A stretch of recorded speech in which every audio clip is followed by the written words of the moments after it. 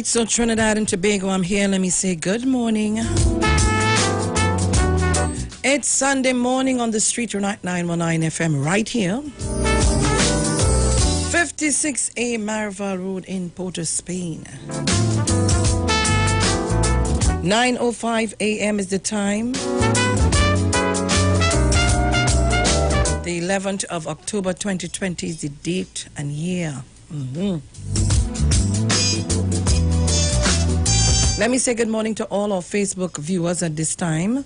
And guys, I'm on, so you need to share the live. Go on your Facebook and pull up the Street 919 FM Facebook page and see us live in studio.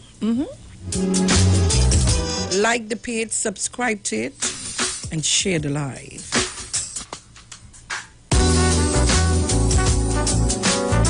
Oh yes, I want to thank the Lord for waking up this morning in the land of the living.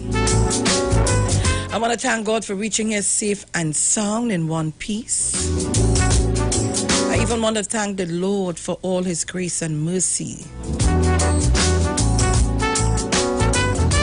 And want to thank him for even keeping us close to him. So guys, we're going to go to the lines. Take your calls. 342-0081, 466-5391. Those are the numbers to call. Call me up. Good morning, Miss Monica.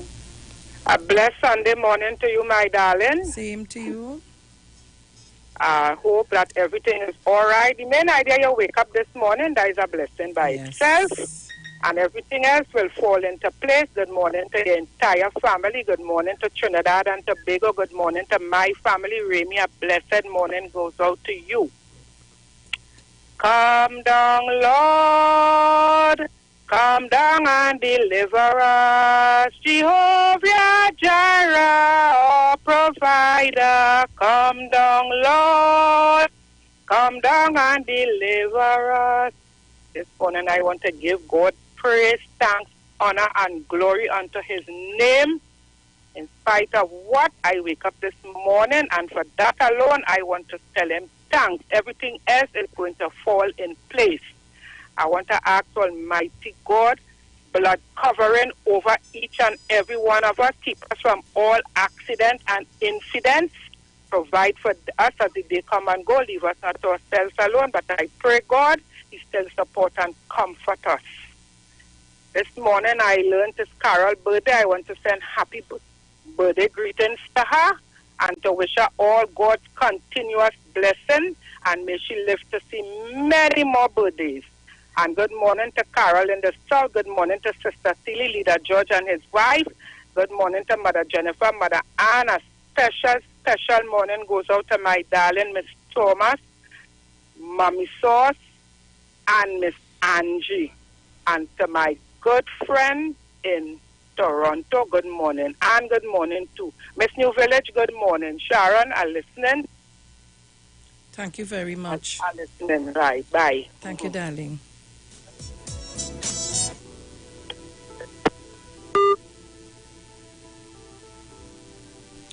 All right, so it's Sunday morning. Where are all my callers? Miss New Village. Good morning to Miss Tunapuna.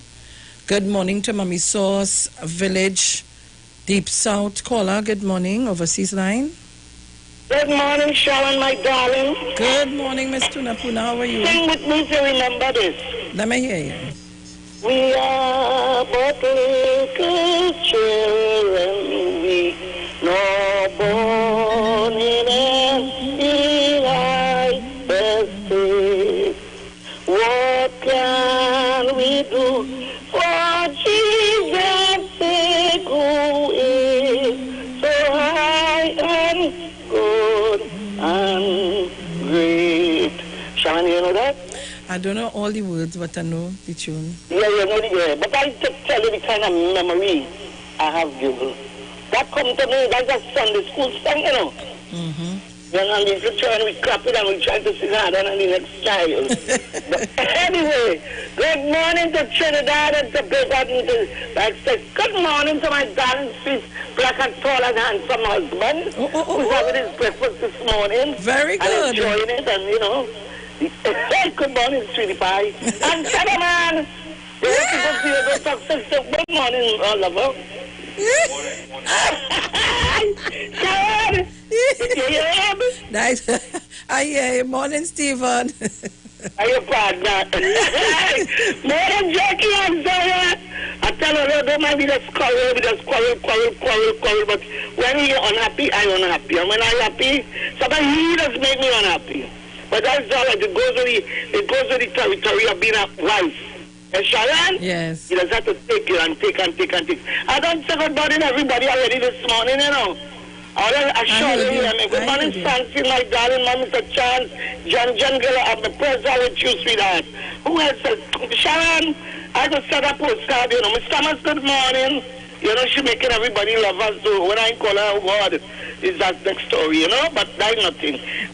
It's 1287 or 1087. 1285. 1287, darling, I love you. And everybody else, I love all you. Sharon, I looked on and I listen. I'm going to start to cook. You know, when I start to cook, me don't want to call. Yes, I know. I'm making me one call and done for now. All right, baby? All right. Sharon, I love you. That's special love. Thank Good morning again. Oh, good. All right, so Trinidad and Tobago, if you're not calling me up, you know I'm going to get into my business. But don't wait until I get into my business of the day, and then you're calling it to say good morning and this and that. You have the time now to do so. Good morning to Parsley Street. Good morning to Grandy, Olga, Oma. Good morning, all of you. Deep South, morning to you. Good morning to Sholan Modest, my nephew, my darling nephew that I love. Good morning to you and the entire family.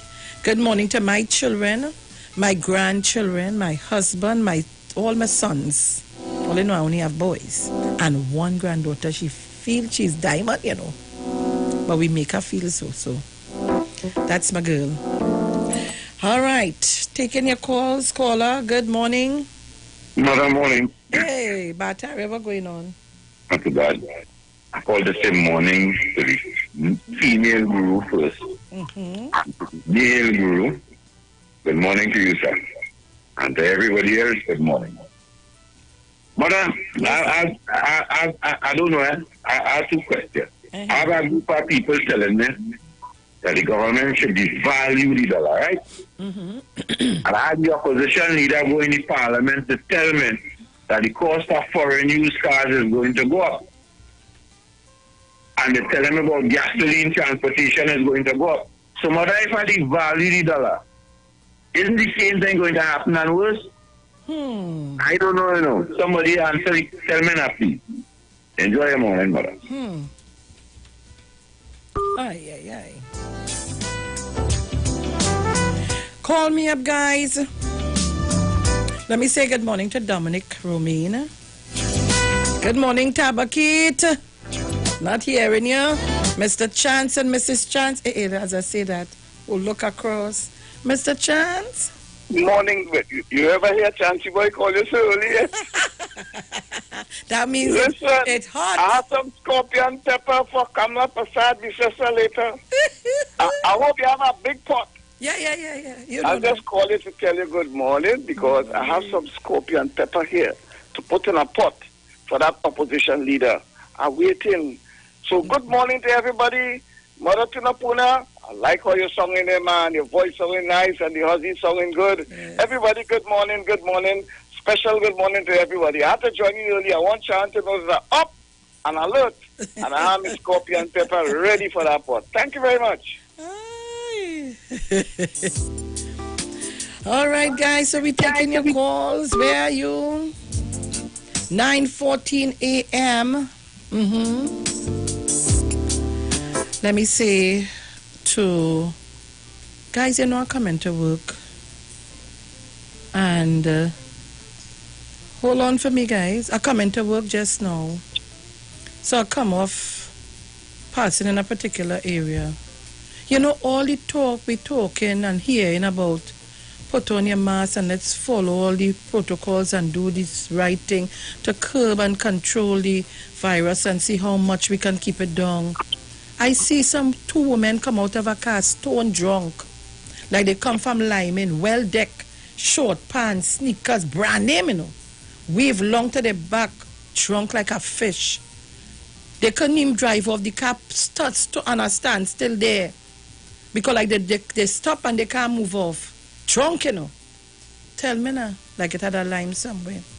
Tomorrow morning, 2 weeks from now, the case is going back up. Good morning, Deep South. Good morning to you. How are you this morning? I'm very good, thank you. Praising the Lord for being alive. What? Well, you're just like me. I hear playing my gospel. I just got a call from New York telling me that I hear Sharon calling you on the radio this morning. Oh, good. From New York City. Ah, good morning to all of them. Call them all by name now, man. What's Shirley, your name? Sandra, Betty. Shirley? Sandra and Betty. Shirley, Sandra, and Betty, good morning to you all the way from Trinidad and Tobago.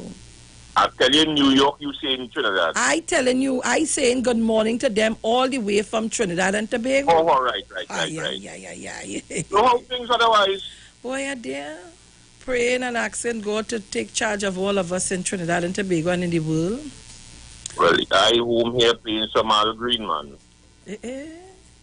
Yeah, I don't mix matters with the little gospel on a Sunday morning. That is good. Yeah, I don't mix matters with that. And in the evening time, when you go see me around now, you go hear me slapping a little parang and all them things. Keep myself active. Yes, man. Yeah, man. So I just saying good morning to all the South All Callers management and staff and to all my lovers. Pleasant good morning to you. To all, they may say that on the radio, eh? It's not bad enough, but let me say it. Don't say it now, God. I hear you talking about them ladies and them coming from party and all kind of thing. But it was only about 2 of them. I had a private session by me. Oh, God. With the coming of birthday suit and all kind of thing. Oh, Lord, Father, help us this morning. Well, let me see that. All right, don't say that. Don't say it. Oh, God. All right, just come up and I'll listen to you. All right, Deep South. Caller, good morning. This is like a Tobago call. Good morning, Sharon. Morning. How are you, sweetheart? I am good. You're calling from Tobago? No, honey, you will Which know number is now. that? I love you. Morning, Mother Tunapuna. Love you. Love you. Olga and Mrs. Olga, good morning. Miss New Village, good morning. Charles, good morning to you. Good morning to my dear nephew, Dwayne Francois. Good morning. Hey, I know who it is now. Oh, gosh, and everybody, good morning. I just got to say good morning and God bless. Yes, Jermaine. Oh, my Jesus. And I can't, is Mr. Chance to say you have a hot pepper there? Yes. Oh, God, I can't wait to say you embrace it. I am all anxious. I hope it's over too hot that I can't take it cup. Yeah, I feel I'm going to send for my bottle of water downstairs. Oh, my God. Love everybody. Olga, you calling my boy. And I could say good morning to Mr. George Ubala Joseph and his wife. How is he? Good morning to them. How is he? Girl, it's a long time I haven't spoken with him, but I just call and think a little and leave messages and so on. All right, okay. So have a blessed one, love. Love you, Mother Tunapuna. Bye-bye, honey. Thank you, darling. Okay, hon. Jermaine, man, Jermaine. Callers, where are you? Right? Overseas, I lost you. Caller, good morning. Good morning to you, Sharon Felix. Miss New Village, you're getting very early. I feel you pray like hell there. I tried twice already, but I get you know. Nice. Greetings to you and yours and all God's blessing, my darling. Same to you, I darling. tried to take this opportunity because I will be on service coming to after 9. It's home, but you know, I'll try to take it in. Right. So I will miss you for a while and then come back in. Okay. But to God be the glory, to all the Bruce Wayne and everybody else, and to the 91 family, I want to say a pleasant morning. We are seeing people be obedient, and this is what's happening, you know. And if the country have to look back, it wouldn't be as before. because the country don't have money to support people as before. And if people not taking this thing serious, we just have to continue, you know. I believe what they have to do, like show, but you can't show people dying. It's inhuman.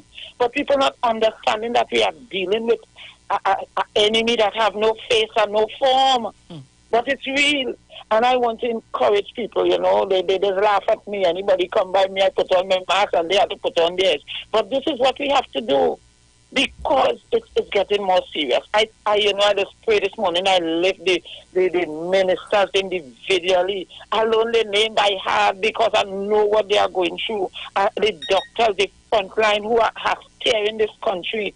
This could be worse. Look at the amount of death in America again now.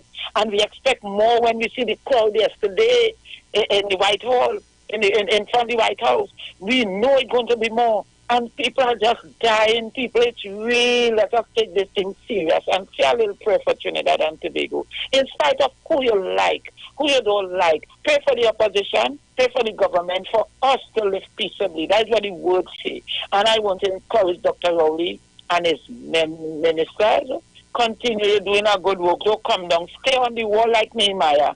Nehemiah was building the wall. And when the wall was down, you know, but when he started building conspiracy, they bring letter from the queen for him to come down. He say, I'm doing a good work and I ain't coming down. Don't come down. Continue to stay focused. I know you know the living God. I know you know you grew up in Methodist or whatever, so you know the God that I know. Continue to pray, Sharon. Continue to cover yourself, your family. Let you just cover that this wicked virus that is raging will not come nigh us. So have a wonderful and a blessed morning. Trin, Tobago, Rowley, everybody. I love all you. Maxime, everybody. I can't call name, but the love there. Have a nice and a blessed day. Thank you love very you, much. Sharon. Thank you, my darling.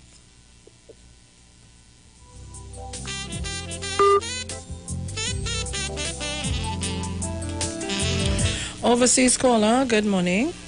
I want to say I had to call back so quick, but I want to tell Jermaine good morning. And all love and blessings coming out to you, Jermaine. You know, she kind of new to the station, but we love her anyway. Because we've been hearing Jermaine for many years. Yes. You know, but Jermaine, good morning. And don't think I lost your number, but I'm going to send mine home. Somehow I have to get that your number. I'll send it to you in a while. All right, love. Hey, so you got take what Jermaine too? Huh? You take what job? Oh, God. No. Oh, I must get the number, and she called me. I'm afraid this radio station bad. You got some Jews all right, but you got some cats on this radio station. The teeth and cheese like that.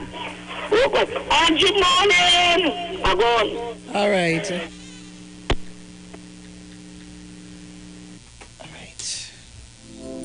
All right, I'm taking your calls. Caller, good morning. Good morning to my celebrity in TNT. How are you? Morning, I'm good. I'm good. How is the family? Hope all is blessed. Everybody good. Praise God good. for Good morning. Good morning to all the Titans. How is Sean? How is the two boys? Kevin and the two boys? They're going pretty all right. Oh, that's good. Pretty all right. Okay, so this is your Sunday morning call. Have a blessed week. Thank you, my darling. Yeah, and take care. Bye-bye. Okay, love. Bye-bye.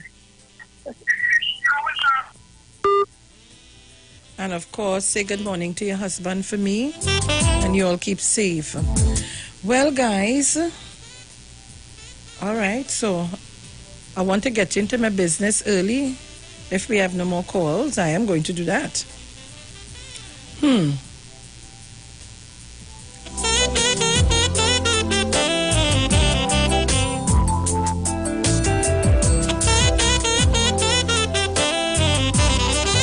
Caller, good morning.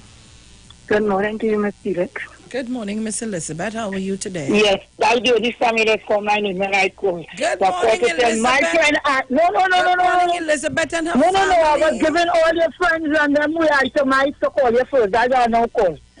I'm calling to say good morning to Angie and Mommy Sauce. Okay. Take that. You are easy. But you should know that by now. But you didn't realize I say good morning to them before you. Yes. Good morning to all the friends and everybody. But my name is not everybody. Elizabeth, good morning.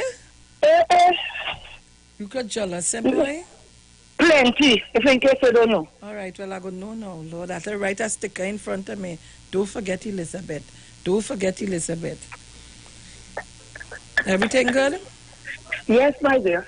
All right. Okay. All right, darling. Right.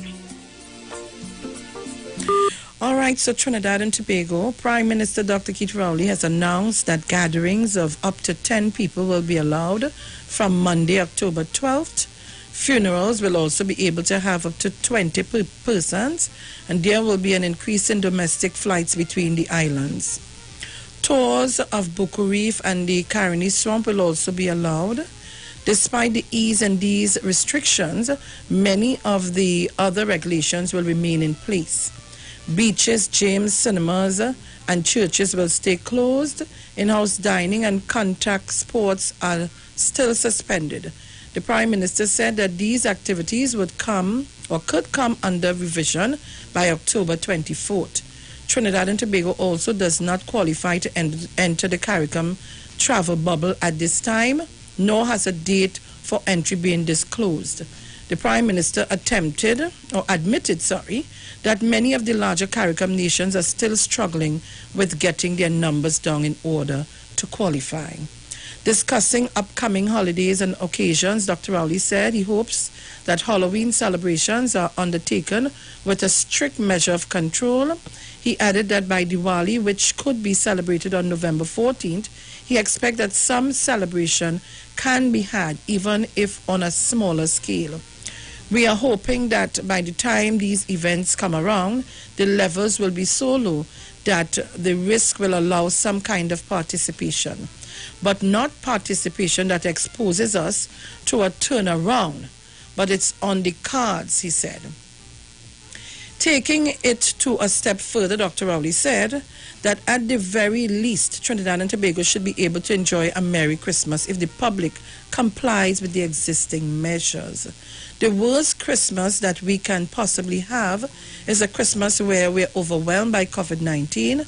And of course, you know, the Christmas season starts by mid-November, where gatherings and expressions and partying and all of that.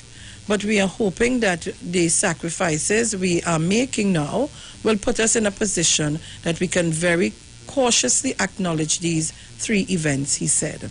Dr. Rowley will address the population on the COVID-19 measures again on October 24th, Trinidad and Tobago. All right. But I'm getting into my business because it is that time. Many things I want to discuss this morning.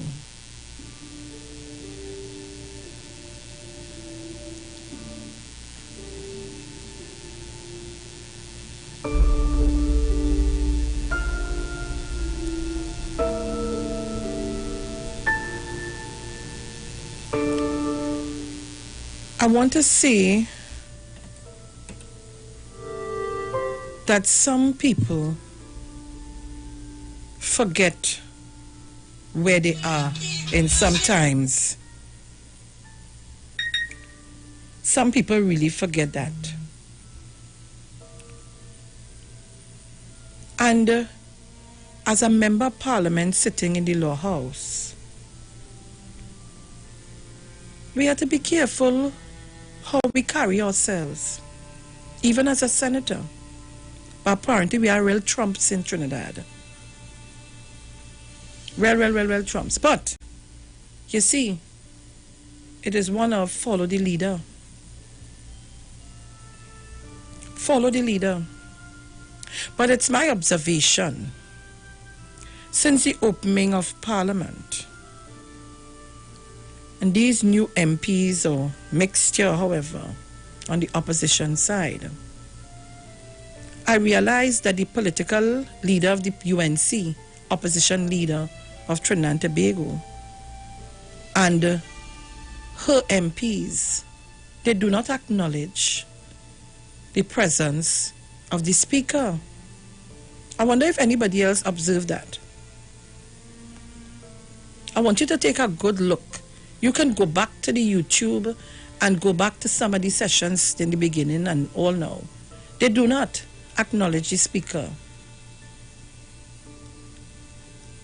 But I want to tell the opposition leader, like it or not, and your MPs, Bridget Anizette George is the Speaker of the House. So it's either you like it or you don't like it. And if you don't like it, all you have to do is just don't go in the people parliament. Simple. But I want to see, while we talk about many things, I saw someday in the papers they're trying to attack Camille Robinson wages about vehicle and exemption of taxes and this and that and the other and whatever. But I want some of us to go back and look at when these things were done. But as I continue to say, I'm not here to defend anybody. But those without sin, cast the first stone. Because today we could see a lot of UNC MPs got exemptions on their vehicles and they bought vehicles. And I just started off by that to let you know. I'm so sorry that I don't have somebody here to put it up on the screen so you could see. But you can go on my Facebook page and find it there. You see, sometimes these people like they just forget. So they had to talk. And then when they done talk and make themselves look stupid, then they remember, oh God, but you know I do this too.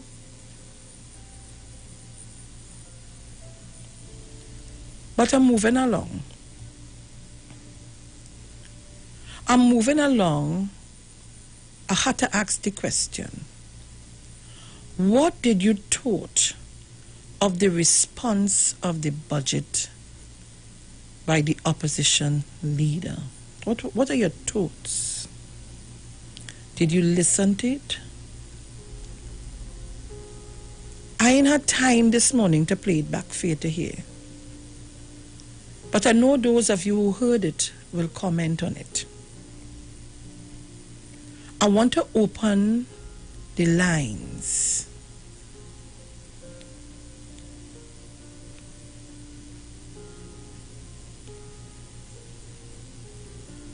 And I want to hear from persons who would have listened to the response by the opposition leader. But before I go to the lines, I want to say to people, be responsible. Let us do the right thing so we could get a little ease up. The numbers to call, 342-0081. 466-5391. And I hope Tobago locked on and listening. I hope Tobago locked on and listening. And that's why I'm saying to you, make sure you share the live for persons who are looking on the internet. For persons who are viewing, live streaming on the internet, make sure and share the live. It is important that you do so. All right?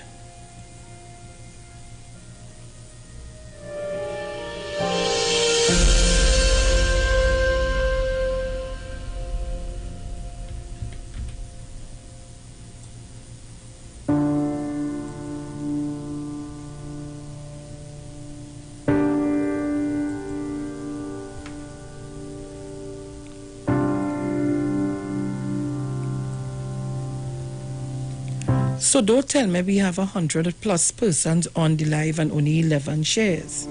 People share the live. These conversations are very important. And again, let me say good morning to all of you on the live stream. streaming us live on Facebook. I say good morning to every one of you. Maria Lyons, good morning to you, darling. I hope Tobago locked on and listening. Where are my callers? Nobody listened to Parliament.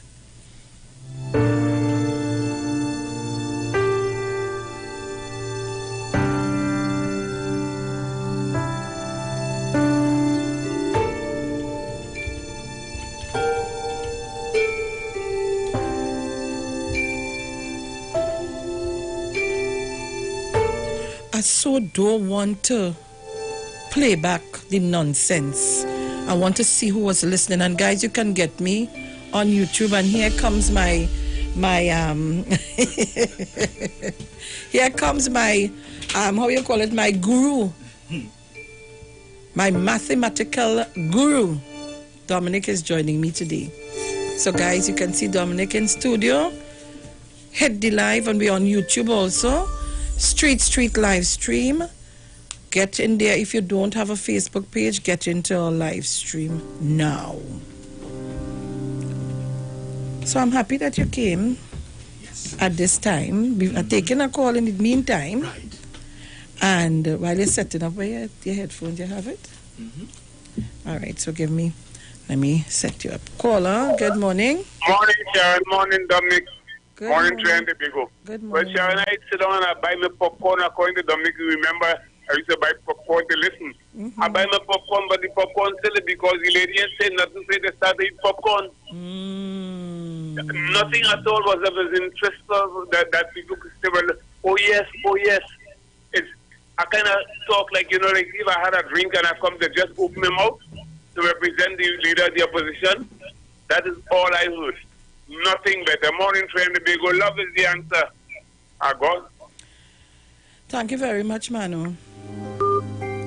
I feel if you go that way, I might be able to give you a little thing, Hold on, guys. All right, okay. Nice, man. And you're going in a good spot there. Right. Caller, good morning. Sharon, good morning. How are you? I'm good. Good morning. Sharon, I found that she had nothing to see. And I'm so upset about this exemption with the vehicle business. I mean, somebody like you and I, like I see people writing on the papers, and then buy a Corolla. We could sit in a Corolla. Ministers have been driving those kind of cars before they went to the government. So where's the big deal? But, what about when they had it? Who buy two for themselves and buy for people? But listen, I remember when the government came in the last 5 years, the instructions were they were not to buy no set of high-end vehicles and so on. You remember that? And if they wanted, yes, and if they wanted, just now. And yeah. Don't take any loan from them. Right. Yeah. I remember that. And people adhere to it because I could tell you there are ministers who drive an X-Trail. And exactly. S1 has an X-Trail. Yes. Yeah. So I was kind of taken I back. don't understand. But let me tell you what people don't understand. The perks are there for the office that you hold. Exactly. So as a talk show host. Traveling offices in the public servants, get it, judges get it. So then everybody across the line, it will be exempted for that. We have to understand when people hold a certain office in this society, it comes with a different level of, Because you leave lucrative jobs on the outside to come and do that. I'm talking about cutting 5%. You know how much empties I know give helping people from the salary? Listen to me. Let me tell you this. And I want people to hear I'm not defending anybody, but you see me, I'm for the right thing. My member of parliament, out of his salary, since this COVID started and before that, since coming into office, the amount of things he does from his salary. Sometimes I ask him, your wife will put you out, you ain't carry no money home. we give over 1,000 hampers. It was from his salary. They just like to talk. Dr. Rowley's constituency, I know a girl living there in the executive line. She said the first month of COVID, they give half his salary. Half his How much salary? them given? Exactly. How much them given? They give nothing to... Listen, they were only given to the people who they feel supported them. The food cards and all of that. I can tell you people in Point-a-Pierre was going San Fernando West looking for help because their certain member of parliament wasn't helping and all kind of nonsense. Bataria Samba, you all remember that? Yes. Uh-huh. You trying to tell me if your member of parliament going up in this Maracas St. Joseph, he could go with a Toyota? You must have a four-wheel drive or something. Look at my height. Look at you. See when I come by you, I sit sitting in a Corolla. Look at my height. Lord Father Jesus. But them driving that, you know. Uh-huh. Go on my Facebook page and see all who get exempted for the taxes for vehicle. From the Canada Passad, he says I go right down. Yeah, you remember the same person. So he's talking now. What he was when he was working Minister of Agriculture, what he bought? The Porsche to go on visit side. But I would then buy just man. Dr. Rowdy don't no 5% cut by the vehicle. Goodbye, Sharon. Thank you very much, caller. Overseas caller, you there? Yeah, I'm here. Good morning, Sharon. Good morning, Teresa. How are you? I'm all right. I tried to get in earlier. I just want to say good morning to everybody. They know their names and I love them. Girl, let me tell you something. I got so mad at that time I turn off my computer when this woman was talking. Really, I got so upset because this woman campaigned for the whole, I think it's 3 hours. 3 hours. That's what it was. And said nothing. She said nothing. She campaigned, and you know what I was waiting for? I was waiting for a flight to land, you know. That's what I was waiting for. Because what she talking and you know what is the same. So that's why I was waiting for the land and you know head. No wonder why it land on Pence head. Yes. Understand? Because fly nowhere to go when people talking, you know what? You understand? This woman is ridiculous when they were there. All this nonsense they're talking about exemption and MPs supposed to get it and supposed to get that. They got it, didn't they? Why it is when they're not there, everything is wrong for everybody else, but when they're there, everything is right for them. Why it is nobody make noise when Ram Logan got, it's 2 of them he get on the same chassis or whatever they call it, 2 of them he get, right? Nobody said nothing about that. I am so fed up with these people. They have nothing to contribute to the country. All they do is lie. They make fake news. That is all the opposition is for. That's all they do. And they have the people that they send it to are the supporters who will believe anything that these people say. So they're all over Facebook and they like parrot. You know when they eat parrot bottom? Everything she said they kept repeating. That's what it was. But you know what? God is in charge and he put Dr. Rowley there and he has 5 years for them to deal with him because he's not going anywhere. Anyway, I'm going to come off right now because I want somebody else to get another chance. Love you. Morning, Bruce. Miss you. I realized I get up 3 o'clock this morning and I have to go. Teresa. Okay. Teresa. Bye. Yes. And Dominic is here. Oh, morning, Dominic. Morning. But I didn't see him. Morning, darling. Hi, love morning. you too. Later. Bye-bye. All right, hon. I have a caller and then the floor Morning, is yours. Sharon. Good morning. Good morning. Morning, Dominic. Good morning. Nice to have you with Sharon today. I'm waiting to hear your contribution. Sharon, thank the Lord for bringing you safely into work. And I want to say good morning to all the members and staff of 91.9 and Mr. Chance and Jenny and the rest of the crew. So I'm just sitting here waiting for your pot to boil. And Sharon, return safely, and Dominic also. Thank you. You're welcome. Thank you so much. Yes, Sharon. So, Dominic, what's going on? I am there, can't complain. I know this is your thing. You listened to the response? I listened to some of it, and it was basically what I expected to hear from her. They always accuse the government of regurgitating the same thing year after year, but it's the same thing Pasadri Sasa did. Talk about tax. You find it sound like a last year budget response? Yeah. And they just put a little more, what I should say, boy? You remember last year she gave us the manifesto? Yeah.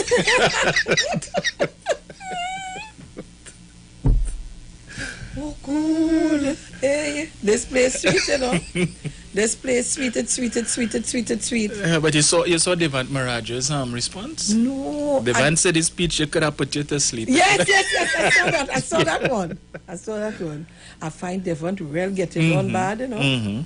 Getting on real bad. But you heard Fuad Khan? No. You see, yesterday, Friday after I listened to I said, you see me, I had to turn off until I come off. Well, I was telling you, Fuad Khan was in high praise of the budget. What? He said, yes, he complimented the government. Yes. Yes. He said, I am not PNM now, but you know what the future could hold. Now, man, you telling a dangerous lie here this morning. And what about my partner here? Who is that? Shaky. Well, that's the thing. Fuad Khan saying that Dukaran had a hand in the budget. This is... Yeah. Listen, you know, I was trying to get... I don't know what is going on with Eversy and that phone of his. I was trying to get him, but I know. Let me take Porter's Spain. Oh, God. Porter's... Hello, good morning. Yes, morning. Good morning to you, Dominic. Morning, sir. Morning. Well, I know when you first up today, all the penal of them want to go and revise the list. We continue to come and fool people on the radio saying that the Integrity Commission who freed Anna Morgan for bringing 2 Range Rovers. This is it. Not 2 Toyota Corollas, you know. 2 Range Rovers with 1 chassis number. Dominic, in the first place, what he was doing, bringing 2 when he allowed 1 every 2 years. You can answer that to me, Dominic? But Mr. Penal is all over the place. Even we are his children that he misled during his school teaching days. I want to tell Mr. Penal, who will put you in a spot and expose you more just as I exposed you when you said Sherman Lewis came from the public service when Sherman Lewis came to the ranks of the port. That I was a worker, senior worker on the port, that I knew that Mr. Penal was Hobson, his Upsalon, deleted lies again. And I pick him up. So I want Mr. Penal to answer me today. I'm going to end now. Mr. Penal, each MP or whoever has to get what they have to get is allowed 1 every 2 years as far as I know. And the Constitution says, how come Ron Logan bring 2? That is not a mistake, as you say, with the paperwork. Thank you very much for allowing me this contribution. And Dominic, I leave you in the hands of the people today to edify them. Thank you. Yes. Thank you very much, Porter Spain. So he didn't mean to say Sherman Lewis. He meant to say Alison West. You see, I want to tell Porter Spain, they call him Penal. Penal. That's the name. Caller, good morning. Hi, morning, Ms. Felix. Morning. Hi, morning, Dominic. Hey, Jenny. Morning to all the listeners on 91.9, male and female, and our guru, Mr. Chance, all the Golden Girls, Auntie Francine, Auntie Uma, and all the rest. Ms. Felix, I must admit, Mr. Chance has tell us to listen. But Mr. Chance, oh God forgive me, I have a low tolerance and I'm allergic to BS, and I didn't have enough allergy medication to waste on that. So I await when Dominic is able to break it down first because he's our financial guru.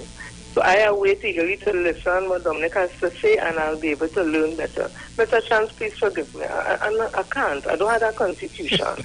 You all have a blessed day. Bye. I tell all you. I can't believe. I tell all you. Hold on. Let me take off I had to take off. I have too much open. Come on. I feel it's not that, you know. Wait.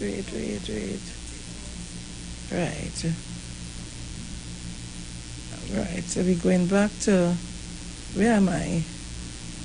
Good. Hold on, guys. Right. Hi everyone, how are you doing? I want to say that I am so happy with the budget of 2021. It was a dynamic, innovative budget by the Minister of Finance, and I want to convey that message to him. And I realized it wasn't his budget. It was the budget of Winston Dukaran, who was on the roadmap to recovery, and those people, and the business people, and all those senior people who were on that roadmap to recovery.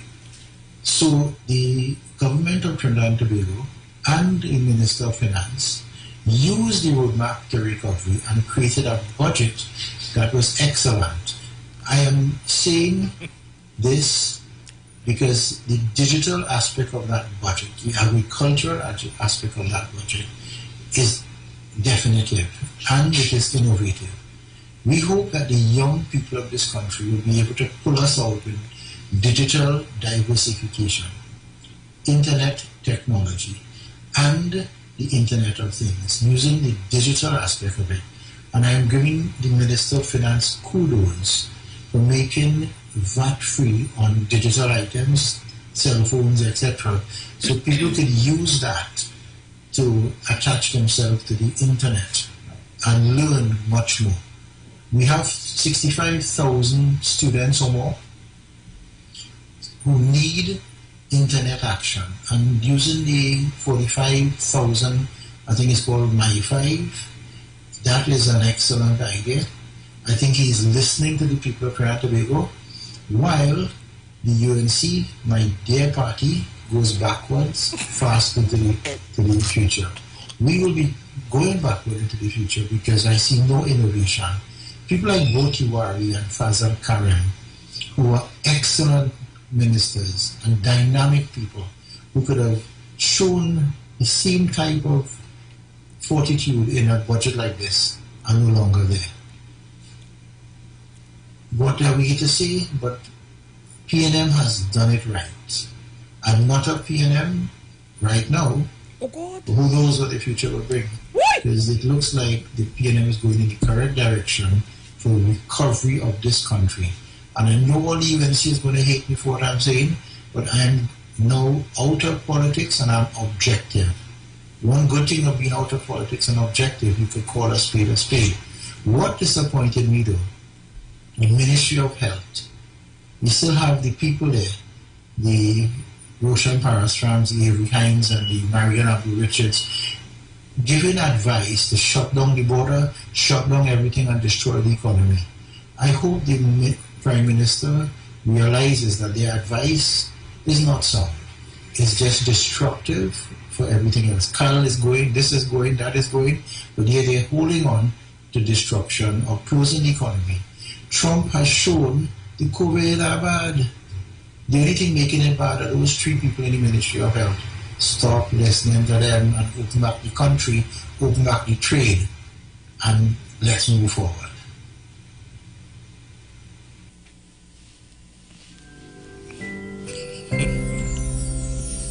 Dominic? Shari, this is a divine application for. Dominic? Wait. That wasn't Fuad Khan talking, man. No. He walking in his sleep. Yeah. The amount of tap. So then, Fuad Khan, Devon Maraj, Skippy,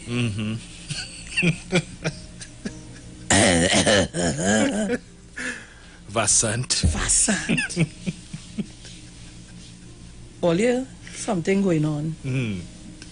But yet they have Motomouth. Oh my gosh. Yes. Playing he could defend. You are newcomer. These are people who are in this party foundation members. Cool yourself. Oh my gosh. My gosh. Papa. But he going and cuss that too, you know? Yeah. He going and cuss that. Yeah. I hear they ban him from somewhere and the program cut. Serious? Yeah, because he cussing up people. You know, some of them going mad since after the election and the results. Some of them going mad. Well, boy, for what? Chill is this, I just say. Trinidad and Tobago, we go into the ads. Don't shift your dial and we coming back. And no Mr. Chance have it hot. We'll be back. They talk. You talk. Come talk with us. On the street, 919 FM. Trinidad and Tobago, you are in for a treat. A Christmas treat. This year, tune into 919 FM to experience a radio production event never heard of or seen before in Trinidad and Tobago. For the next 91 days, turn on Street 919 FM for a true Trini Christmas every day. Teaching you what a Trini Christmas is all about. From October 1st to December 31st, enjoy daily Christmas recipes, Christmas greetings and blessings. Hey, this is Uncle Crazy Boy. Merry Christmas. Christmas stories from the greats. And of course, Parang Soca, and homegrown Christmas classics. It's a true Trini Christmas. On the street, 91.9 FM. Crazy! For 91 days. Don't miss a minute of it. Ikaro, I am Alatumishe Ifabamishe Aganki, better known as MC Duke, and every Monday between the hours of 7 p.m. to 9 p.m. I host a show called Orisha, The Way of Life, right here on the Sheet 919 FM, where I have guests passing through from the Orisha Ifa Baptist Diaspora to educate, edify, and inform you, the listening public, about Orisha Ifa practices. So remember to tune in every Monday between the hours of 7 p.m. to 9 p.m. for Orisha, The Way of Life.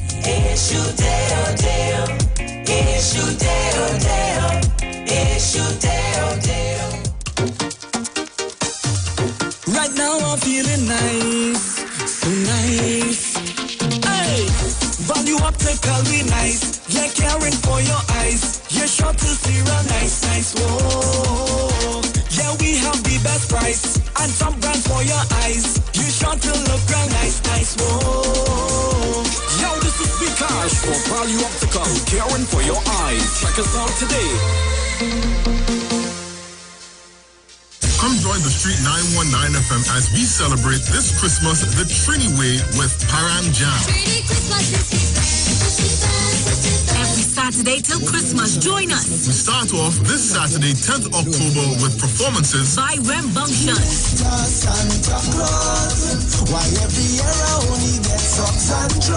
Myron You could get me to work any day, not Christmas morning. And Impulse. I wanted to go and parang because it's Christmas time, so I learned the parang twang to be in the parang line. Parang Jam will be streaming live from Iwer Stage on the Street 919 FM Facebook page, Neil Iwer George Facebook page, Iwer George IG, Iwer TV, and the Street on YouTube. Tune in with us and be a part of these dynamic performances as we bring in this Christmas the Trini way. Parang Jam. The parang coming. The parang song is sweeter. I love the bass and guitar. I want parang forever. Yes, my friend invited me to a parang party. It was an all-inclusive soca parang party. And when I reached here, music has me leisure. I fell in love with this. Everybody happy.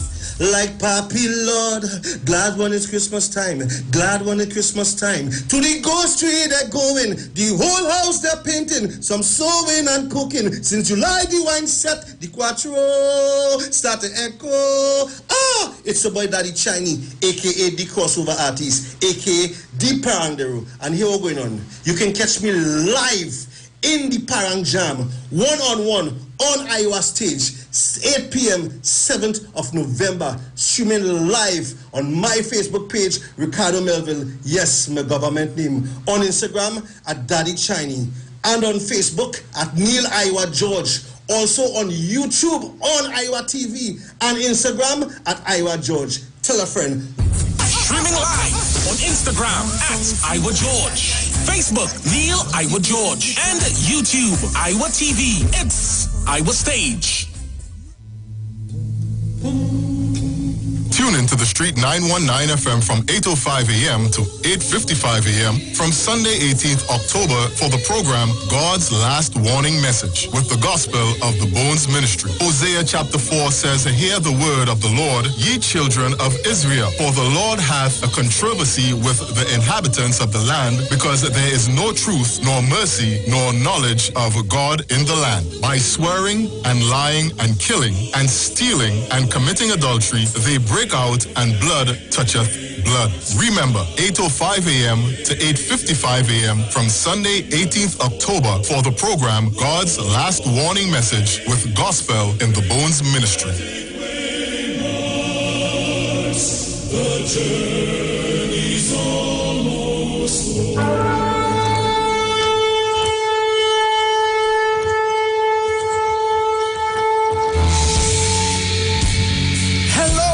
This is Pastor Charles from the Upper Room Ministry.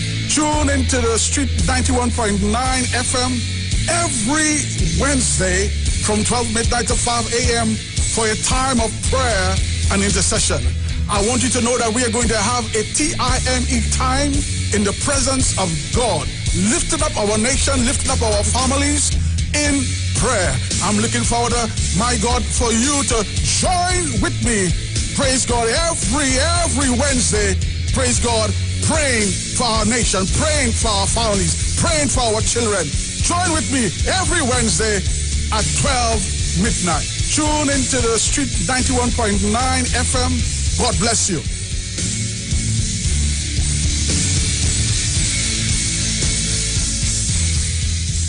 The Gospel of the Kingdom radio program with Gilbert James is now on the Street 919 FM every second, third, and fourth Thursday from 8 to 9 p.m. and every first and third Sunday from 12 a.m. to 5 a.m. Monday. The Bible says, "The Gospel of the Kingdom shall be preached in all the world as a witness to all nations, and then the end shall come." For more info, call 652-0924 or 298-4540 and join us every second, third, and fourth Thursday from 8 to 9 p.m. and every first and third Sunday from 12 a.m. to 5 a.m. Monday for the Gospel of the Kingdom radio program with Gilbert James. Renting a car in Tobago should be quick, affordable, and easy. Wow. Here at O'Neill Rentals, we make the process as simple as possible by using our easy e-sign-up. Yep, we can sign you up from just about anywhere using our tablets. See? All done. And everything goes straight into the cloud. Yeah, you're on your way. Are you coming to Tobago? Book your car rental with us and enjoy the most affordable rates in Tobago. But hurry, because cars go pretty fast. Call 361-1042. That's 361-1042. One more time, 361-1042. O'Neill Auto Rentals, Tobago, taking you further. When it comes to healthcare, you deserve the best. Do you suffer from low energy, anxiety, or constipation? Health and Wealth Lifestyle with Nicole Huggins provides you with the best services of iridology exam, blood analysis, ionic foot detox, followed by a soothing foot massage. We also provide the best organic supplements. We are located at number 73 Eastern Main Road, Barataria. Or call us at 288-1108 or 275-8359. Join us on the Street 919 FM. Every Thursday from 10 a.m. to 11 a.m. for Health and Wealth Lifestyle with Nicole Huggins. Get interactive with the Street 919 FM. All day, every day. See us all live on our Facebook page. Share and comment on our show. Like our page. Chat with our live on-air announcers. The Street 919's Facebook page. Live and interactive all day, every day. The Street 919 FM. Come talk with us.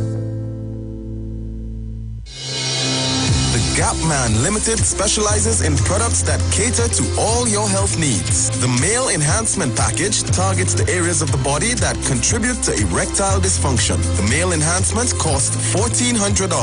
The Gap pills are priced at 250 pills for $500 and 500 pills for just $900. For the best in eye care, get the super combination of a Super Bright and the Body Healer. To improve the heart's function and circulation, get the Gap pills pills, and Formula C.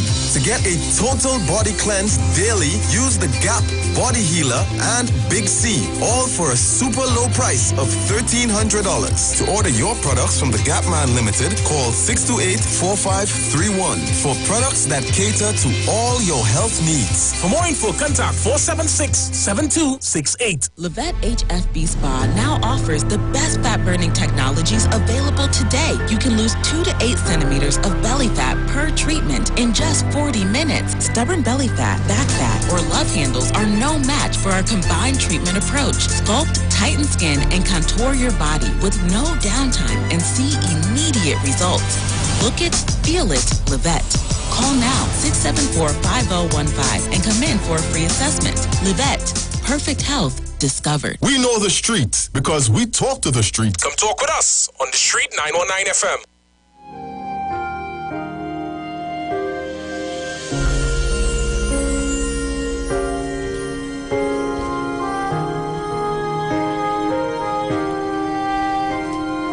All right, so we are back. It's 10:05 a.m. and give your eyes a more comfortable life. Give them Transition Lens from Value Optical. With Transition Lens, your eyes are always protected 100% from UV rays. Plus, they have the added protection against the damages or dangers from the blue light and glare. Transition Lens adapt to changing light, so your eyes have maximum comfort indoors and outdoors, no matter the time of the day. And now you have 4 new colors to choose from. So express your style. Ask for Transition Lens at Value Optical, caring for your eyes. And Trinidad and Tobago, Lord, whew, thing too hot this morning. We close off the weekend today, October 11th, with Reggae Sunday, 8 p.m. featuring Jam Melody. Guys, you need to tune in tonight. You know, Jam Melody is somebody I love to hear sing, eh? Young fella, cool. Love him too bad. Iwer Stage will be streaming live on the Street 919 FM's Facebook page, Neil Iwer George Facebook page, Iwer George on Instagram, Iwer TV, and the Street on YouTube. Support our local culture. It's free for you, but not free for us. Please make your online donation before or during the show to fundmetnt.com.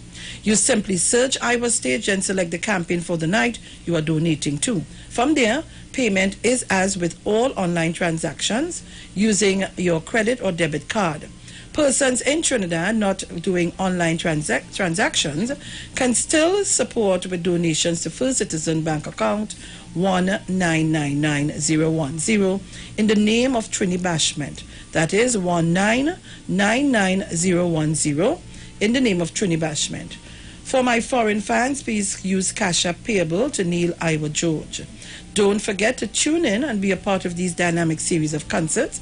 Iwer Stage one-on-one with the artists, supported by Tuco taking care of business through our music. Pantry and Bagel Youth Store, Lady Hales Avenue in San Fernando. Trinidad and Tobago. But you sure? He was very critical of them. Mm-hmm. So what you say, they lock him up for fraud? Yes, in Suriname. In Suriname, Derek Ramsey. But what he doing in Suriname? Well, he all over the place being where is this? Why he's political analyst. But he didn't analyze the fraud. Yeah. My gosh. But you know, he was very critical of Kamla Prasad. He was the one who told Jillian that Kamla was unelectable. Yes. Yes. I remember that night. Huh. Look, we're talking about the budget earlier. Anyhow, before we go, Prime Minister wants public servants to report for duty. I know some people want to go after him. Oh yeah, I expect Watson Duke to do a live, if not today, tomorrow.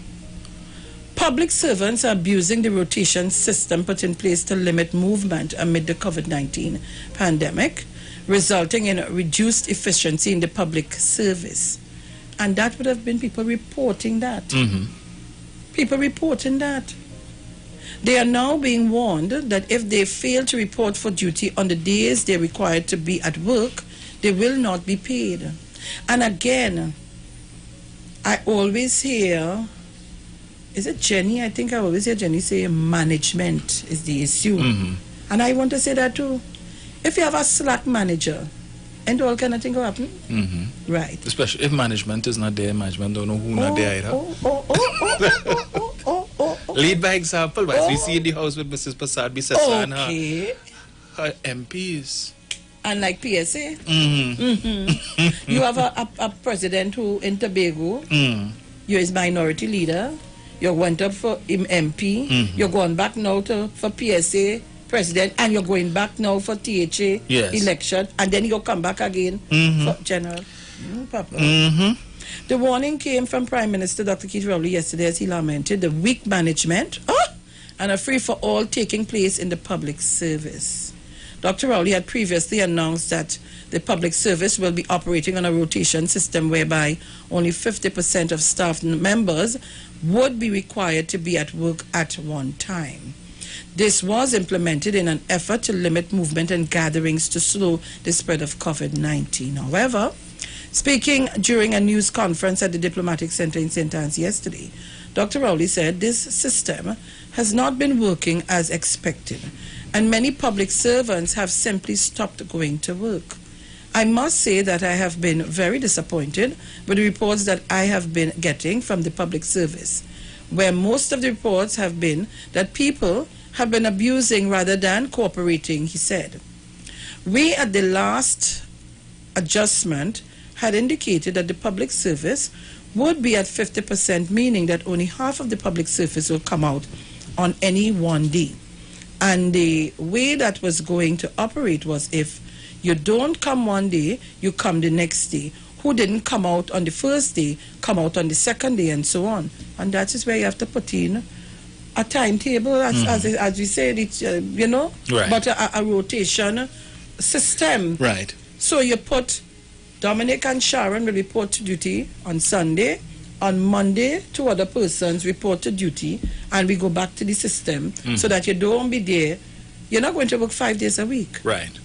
You may go to work 3 days, and the next week you go to work 2 days, and so it continue going. Not working but collecting full salary. He said poor management has led to a situation where public servants are not turning up for work but still collecting their full salaries. The reports are, by and large, that the very weak management has not taken charge of that situation, and persons have been abusing it to the extent that where a department should have 30 people, it end up with 8, he said. Some people have not bothered to even come out.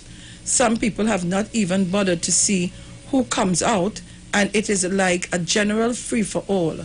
That is not what we intended. We expected greater responsibility, the Prime Minister said.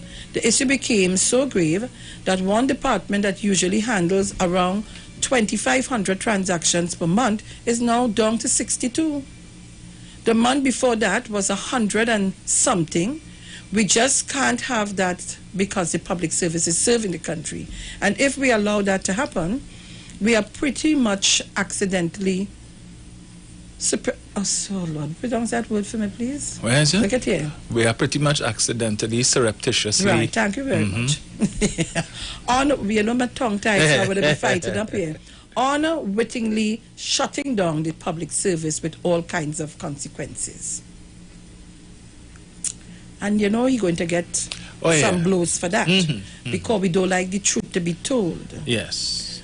I have to pay health surcharge, and when I go to pay health surcharge, as I said it, someday I sat here, you have 1, 2, 3, 1, 2, 3, 4, 1, 2, 3, how you say it, stations that you will go to. Right. So maybe you have one person working.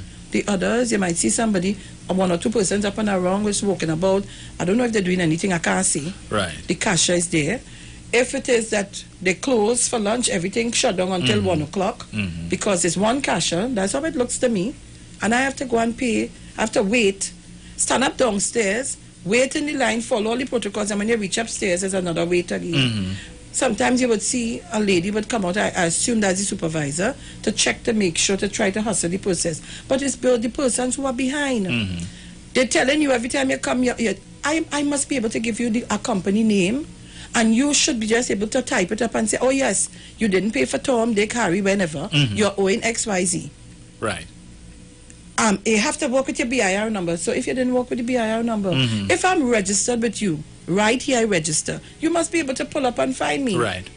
Listen, we are our own demise. I continue to say it. Right? So, with that being said, I just wanted to read it for you because I know in the coming weeks, by the days, they're going to start to attack Dr. the Honorable Keith Christopher Rowley, the Prime Minister of the Republic of Trinidad and Tobago. You watch and see. And some of us, we must talk the truth and be honest in it. So, Dominic, let us talk about the budget.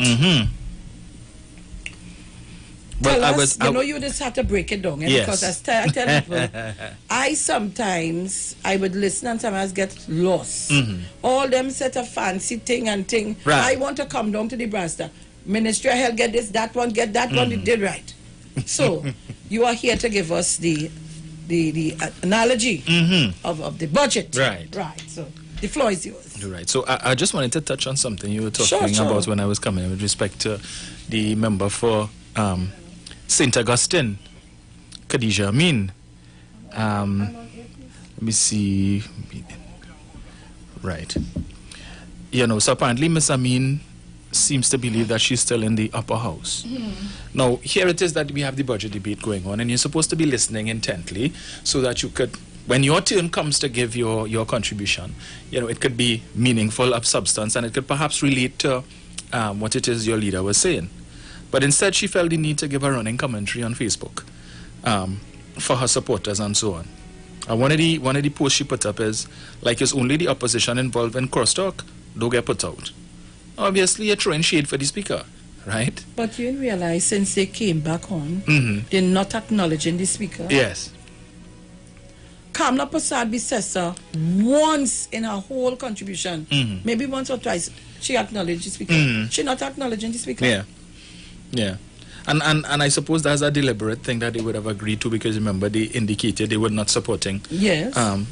Anizet George for speaker, and therefore if we don't support her, we will not acknowledge her. But I think the speaker handled herself well, and it is left to be seen in the coming months and years as we go along how that whole relationship between the speaker and the opposition is going to play out. But I always draw the analogy, Sharon, is that we have a youth parliament every year, and these school children who look forward to participating in this debate would look at the Parliament channel to get ideas as to how we're supposed to behave, what this the debate process involves, so they know when they get there for this youth parliament, they know what to do. And this is the examples that they see in when they look at the television, right? That the opposition is being blatantly disrespectful. Wade Mark was a terrible speaker, but the opposition PNM at the time gave him his just due. At the end of the day, he's the presiding officer. And we see it in the upper house too, with Arnold Roberts when the president had to pull him up a little bit. And, of course, all kind of thing you hear about Christine Kangaloo, and she biased, and she this, and she that. This gentleman who continues to see that he's PNM, and he's PNM on that other radio station there. But always bashing. Oh, he talked about that for 3 days straight, about how the president biased, all kind of nonsense. But par for the course, I guess. And they can't help it, eh? Yeah, they can't. They can't help it. I see in Kamla challenging PNM MPs to take a 5% cut.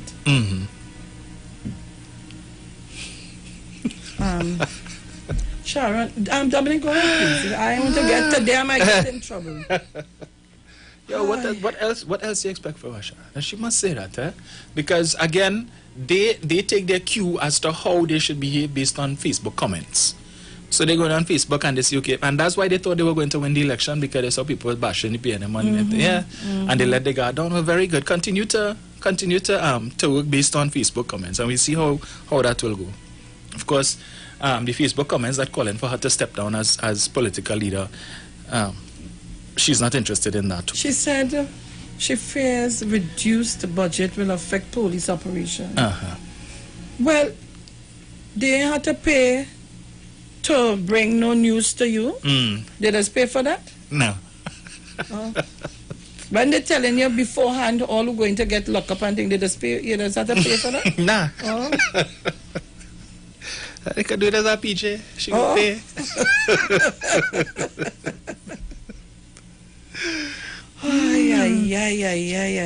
Ay. But Sharon, just like Fuad Khan, I think that the budget was a very good one. I think on a scale of 1 to 10, I would give it an 8. There were some things I would have liked to have seen in there, and perhaps, I don't know, you see, I wanted to wait until the debate began so that we could hear, because the minister did say that the respective ministers would speak more on their ministries and what is good. So we can't just take it based on his statement. I'm looking forward to Tuesday because, normally Rural Munilal speaks on the Tuesday after the budget. And every year he comes with some bombshell that ends up being nothing but a firecracker. So I'm waiting for Tuesday to hear. Bombshell? Yeah, well, that's what he's called it every year. Well, the bombshell may be one for Fuad Khan. Every year. So. But I still want you to tell us what... I want to be real honest, as I said to people, I was really scared. I say, Lord, this budget going to be scary because of the whole situation. Yeah. I did done say, me and coming to work the next day. Nah, boy, people would have get on. They'd have call in, Sharon. Yeah. I said, Lord, I pray, man. I said, but anyhow, Dr. Rowley and this government and Minister Imbert is a responsible bunch of people. And I am sure they're going to see fit to do things according to us, the citizens in the country. When I started listening to the budget, I was most surprised. God, I'm being very honest. I said, but it's not bad at all. Seeing the circumstances. Yes. Yeah. And in the lead up to the budget you had on radio stations and all over, it was all kind of there was fright. They were trying tactics, that they're going to cut old age pension and all kind of thing, and they will increase the calling me down my phone. It's true they cut the pension. Yeah. And I say, but I didn't hear that. Where you get that from? Well, on the next radio station, of course. Yes. You will hear that. Yeah.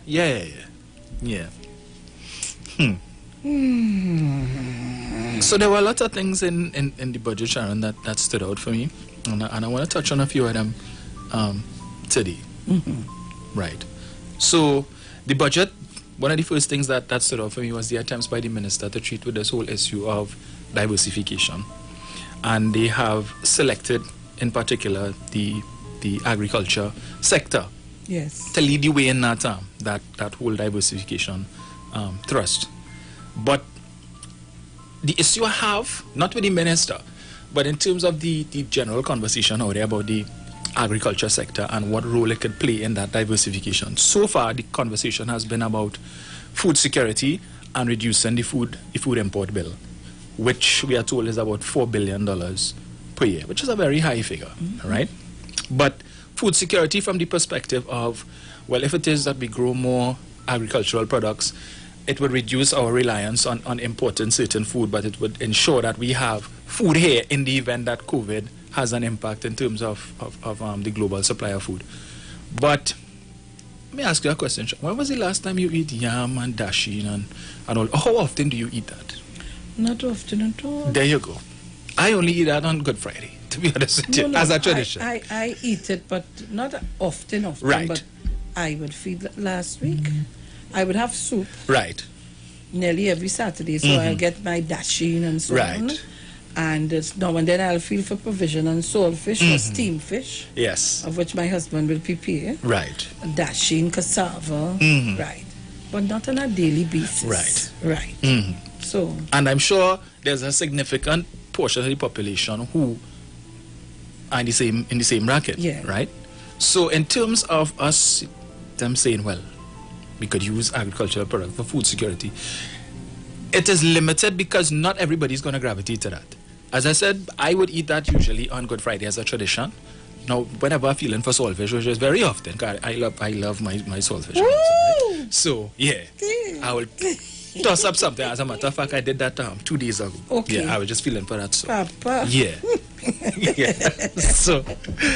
So I say that I think the focus with respect to the agriculture sector in terms of diversification, the focus should be more on agro processing. Because, all right, let's look at it this way. The food import bill is $4 billion, as we were told. Sometimes we heard 5, 4, as whatever it is. So it tells us that the importation of food is $1 billion business in Trinidad and Tobago, right? So if it is that we attempt to reduce the size of that food import bill, it could have ramifications. Because even if you cut it by, let's say, 10%, that's 400 million TT dollars. It means that the companies that are responsible for importing whatever goods or foods that are associated for that 400 million will be impacted. Whether it is a reduction in their revenues, if it is some of these businesses might have to shut down, if it is we're looking at employment, right? Because you're not replacing what they do based on buy local. And that could be an issue. Now, if we import in $4 billion worth of food every year, remember when that food comes into Trinidad, it has to be sold. It's not that these people importing it and putting it in a warehouse and just watch it. And they're not going to sell it for $4 billion. They will sell it for more than they would have spent to import. Exactly. So $4 billion might actually turn out to $6 billion in revenue that is coming into the country, right? And taxes have to be paid on that. I now get your drift. Yeah. So taxes are paid on that. You have people employed in the businesses that, because it's not the government importing the food. So that there is an economic impact, a positive economic impact on this $4 billion food import bill that we have to look at, right? Then we also have to look at it from the perspective of disaggregate. What percentage of this food import bill is actually finished products that comes from importer to retailer to your kitchen cupboard? And what percentage is importer to wholesaler to the factories? Because not all of the food that we import is for people to consume directly. You have manufacturers who are importing food as raw materials. Yes. So, for instance, Matuks and all of them who and ketchup they would can and bottle. Correct. All of these things. Nestle, and the Prime Minister alluded to that a few months ago. The majority of Nestle's products are in fact milk-based. Nestle imports most, if not all, of the milk. So we're talking millions of US dollars in milk coming into this country every year. Why are we not trying to tap into that market? And the Prime Minister, as I said, a few months ago, he would have spoken about the lands in Aripo that could be used for dairy farming, and we could be producing milk here. He said we wouldn't be able to totally substitute all of the milk that Nestle produces, that they bring in. But there is an open market there, for we could have probably take off at least some of that. How many millions of dollars that we could, US dollars, we could get, the country could save, and local farmers could actually benefit. But the problem is, people want to sit down and wait for the government to do everything. So we will rock back and we fold our arms and let's see what the government going to do it and then I go decide.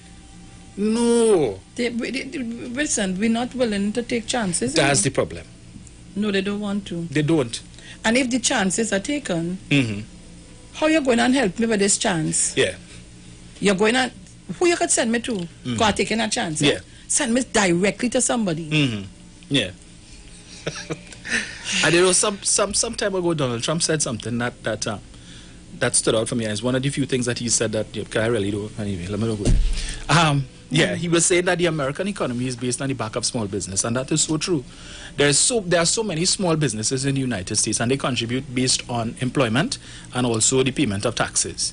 But you don't hear in the U.S. we wait for the government, and the government doing, and what the government, and we waiting for the government. People look for opportunities domestically in the United States and outside, and then they go and they take the chances, they invest their money. Take, for instance, Amazon. In 1995, when Amazon was formed, it was an idea and $10,000 and somebody's garage. Today, Amazon is worth $1.6 trillion. The owner is the richest man in the world, over $205 billion net worth. I doing real business with Amazon. And they need to give me a credit card so I could get some discount. No, I see that. And that is a fact.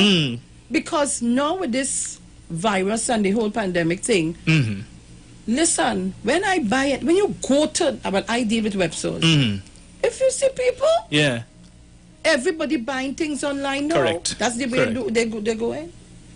You can't get a laptop in Trinidad and Tobago and a tablet is bacchanal. Yeah. So everybody bringing in the thing on a daily basis, I'm telling you. Yeah. So e-commerce has become a very big thing. But and you see, and that's what we have to look at. And so I made that point to show that an idea, a small amount of money in a garage, and today is one of the biggest companies worldwide, one of the most profitable companies worldwide, and that's what we need here. More people. The thing is, we have a lot of people in this country that have ideas, Sharon, that's probably $1 million businesses, but all they need is guidance and perhaps funding to get that business off of the ground. We pay. My little black boy all win-win.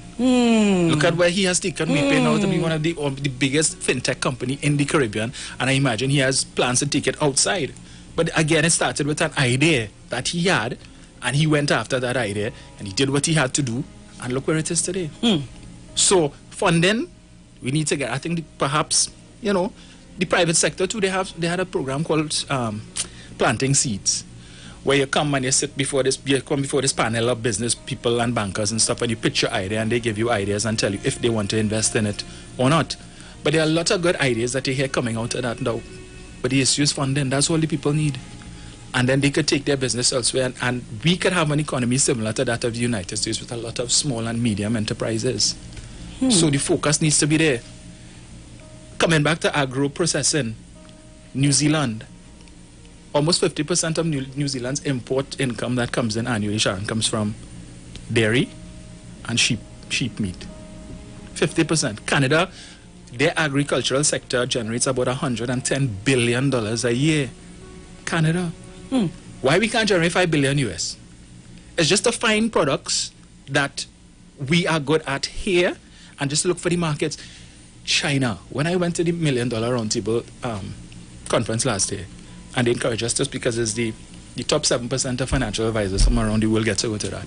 And I was talking to some people from China. And at that time, the United States was having their trade war with China because Trump had put tariffs on certain goods coming in from China and so on. And as a retaliation, China did the same thing, and they put tariffs on pork products and soybean, which is two of the main things they import from the US. I was talking to the guy and I said, so how is this whole trade war affecting you all? And he started to tell me, well, it's having an impact in terms of the availability or the supply of pork products, because they were importing a lot from the US, and he said they love their pork. But that was an opportunity for China there. Do we have pig farmers on the scale who could have tapped into that market and take up some of that slack that was lost because of that whole US trade war? So we need to be looking for opportunities like this, rather than you just sit down and it's the government and the government and the government. No, do your thing. Perhaps the government, as I said, could assist in terms of providing guidance as to if you have export ideas, where you could go to get information. I remember one time there was a company called the SBDC, and then it became the BDC. I don't even know if they're still around. That was supposed to help small business owners with that sort of thing.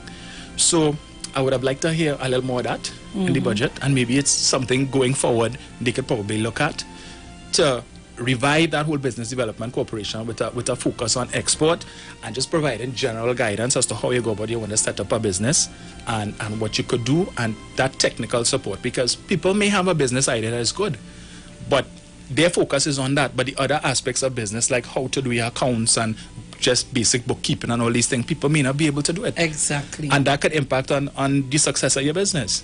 Because, with a company, when I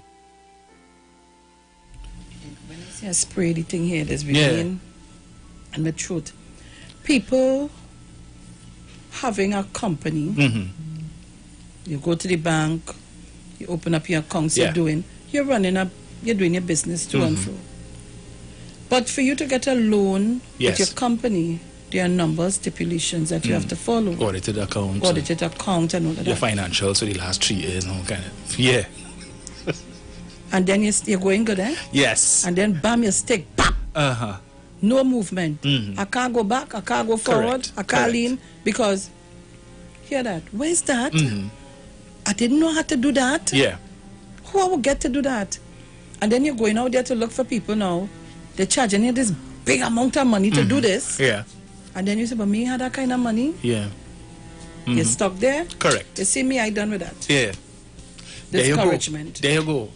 And a business that has the potential to be huge gets stuck right there because of a little bit of bureaucracy. So if it is that there's an institution, perhaps the government could look again, some little state, something that you could set up that could provide that type of service to people, and you pay a fee. Not too exorbitant. Not too exorbitant, correct. And that could help so many businesses.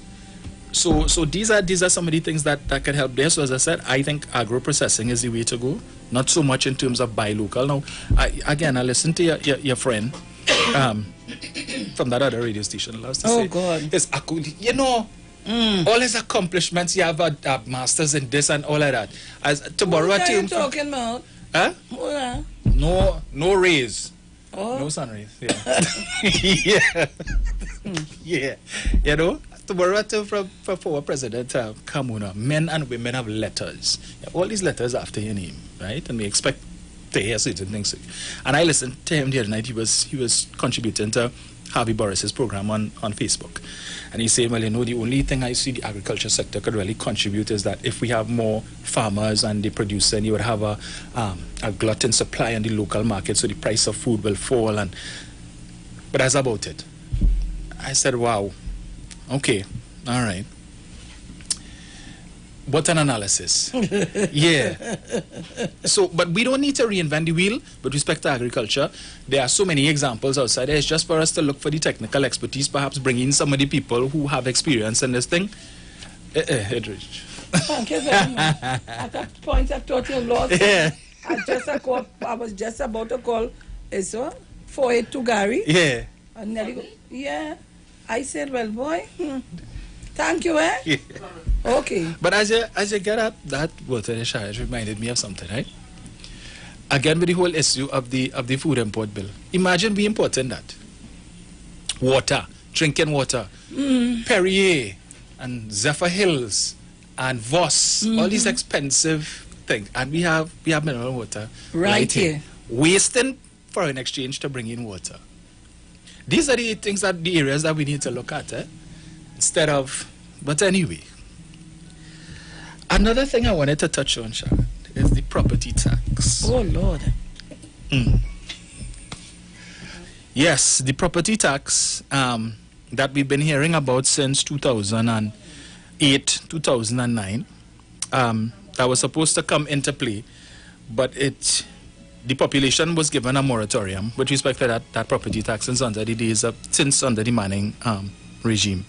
And we know that was a big issue in 2010, axi tax and so on, the property tax bad and whatever. And then the UNC came, I think it was 2014, to announce that they intended to bring back property tax. Because they understand that there's a lot of money that is being lost by the non-payment of property tax. And I listened to David Lee on Monday night. He was on IETV. He was part of a panel. And he was saying, you know, the government wants to bring this onerous tax on the people, and it's only about tax, and cut.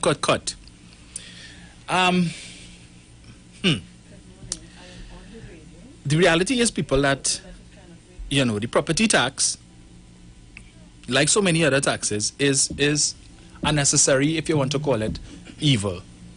Because we have companies in this country that are winning so much of money and not paying any tax on plant and machinery and buildings and so on. And the property tax that were on the books before, what they call the land and building taxes, was really, really archaic when you look at some of the figures for agricultural lands, and so small money. But it was still contributing to the state coffers. But I just wanna touch on the property tax to allay people's fears as to these claims that are being made. And again, the alarmists who will tell you, well, you know, if you don't pay the tax, they're going to take your property, and that's what they want to come and do. Sharon, I mean, yeah. And the people who are saying these things should know better, because the formula for working on the property tax is very, very simple. Very simple. It is not based, as most people think, on the value of your property. No. It is based on the rental value, or the estimated rental value of your property. So just to give an example, if your house could fetch a monthly rental of $5,000 per month, that's $60,000 for the year, right? You minus 10% from that, in this case 6,000, so the difference is 54,000. Right. And then the property tax is 3% of 54,000, which is $1,620 a year, $135 a month. And that's assuming your house could catch up $5,000 monthly rental. Most houses will probably be $3,000, $3,500. So you're going to be paying less than that. And you know they will come down to brass tax and say $2,500. Yeah. Some go say $1,500. Correct. So you might end up paying a $500 for the year, whatever. All these people who complaining, So I saw somebody post on Facebook. They was complaining about thing. Why is it so unfair that I work hard and I build my house, and because my house would thing and whatever, why it is I should have to pay all this other money and taxes, and then you have loafers who ain't do nothing and they have no house and whatever it is. And why should I be taxed based on the value of my house because I want a nice home? And I had to correct the person, and I gave them the formula, and they were very grateful that I gave it to them because they were thinking it was going to be significantly more than that, right? But you know that we have people in the parliament today, yes, those who were condemning the property tax, who are paying property tax outside of Trinidad and Tobago in US currency, correct, which is, I think I brought it here one day and I read it out. It's like 1,000 something US a year, 2,000 US a year. And it depends on what state you're into. Thank you. Yes. County and this and that. Correct. And when you match it up to the currency of US and TT dollars, because they're living in Trinidad, so which means that they have to accumulate US to go to pay. At 6.77. Thank you. Yeah. And that is how much? If it's 2,000, that is $12,000 almost 13,000 a year. You're paying. Yes. And they have no problem paying it because they want to be in there. But here, because of the politics, you tell the people, boy, don't pay that, there is too much money. If a man paid $1,200 TT dollars compared to $1,200 US, which one you would take faster? All right. Yes. And it gives you even more title to your property because look, I paid my taxes. You're like, come and put me out. Thank you. Thank you. There you go. And there are lots of people out there, Sharon, who want to pay their tax just to feel that sense of ownership. Yeah, because you know land has disappeared. Yeah. Real fast. You know man does own land. You standing up with your deed and thing on your days when they go in the place, you can't find your land nowhere. Yeah. Your name was never there. They don't know where it is. I remember I told them, I came here and I gave them a scenario. The man tried to sell another man this piece of land. But the land that he was selling, the man he trying to sell it to is his partner owned the land. So he said, but how my partner, he tell me, you know, he in trouble. And so he called him, he said, me, I not selling my land. Right. He said, but boy, an agent. So he bring out all the documents. And so you know, he called Alexander. Yes. So it's not too far from me. So Alexander called me. So we set up a thing. I said, but say where he went into this firm and thing, you know. I said, but didn't you see me working there? I sat at the front desk, I was the secretary. Yeah. But no, you know, sometimes I would say outside and they will come out to me. I say, really? And the man started backspelling. Right.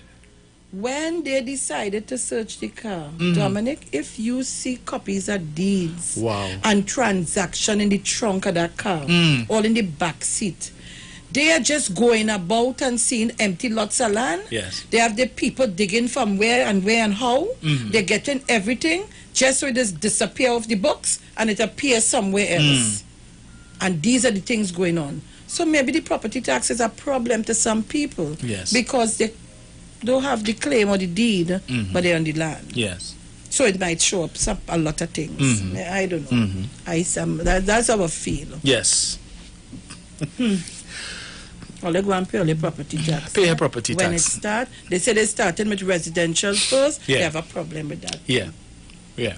And if they had decided that they were going to start commercial first, now is not a good time for that because businesses not benefiting and affected by COVID and all of that. Yeah, sometimes you just have to block out the noise and the government just has to do what they have to do, right? As the saying goes, good economics equates to bad politics. And tough decisions have to be made, and certain people willing to do it and others not willing to do it, and we just have to accept that. But as we, to segue from the property tax, and as you mentioned with respect to those deeds and stuff, the government mentioned digitization. Hi. Which some people would get sick. Very much so. All now so they're sick. All now so they're sick. Dominic, you remember that house in Gulfview? Yeah. People sick too bad they can't go inside it. All now people sick with that. They see that digitization of that. Yes. It has people sick.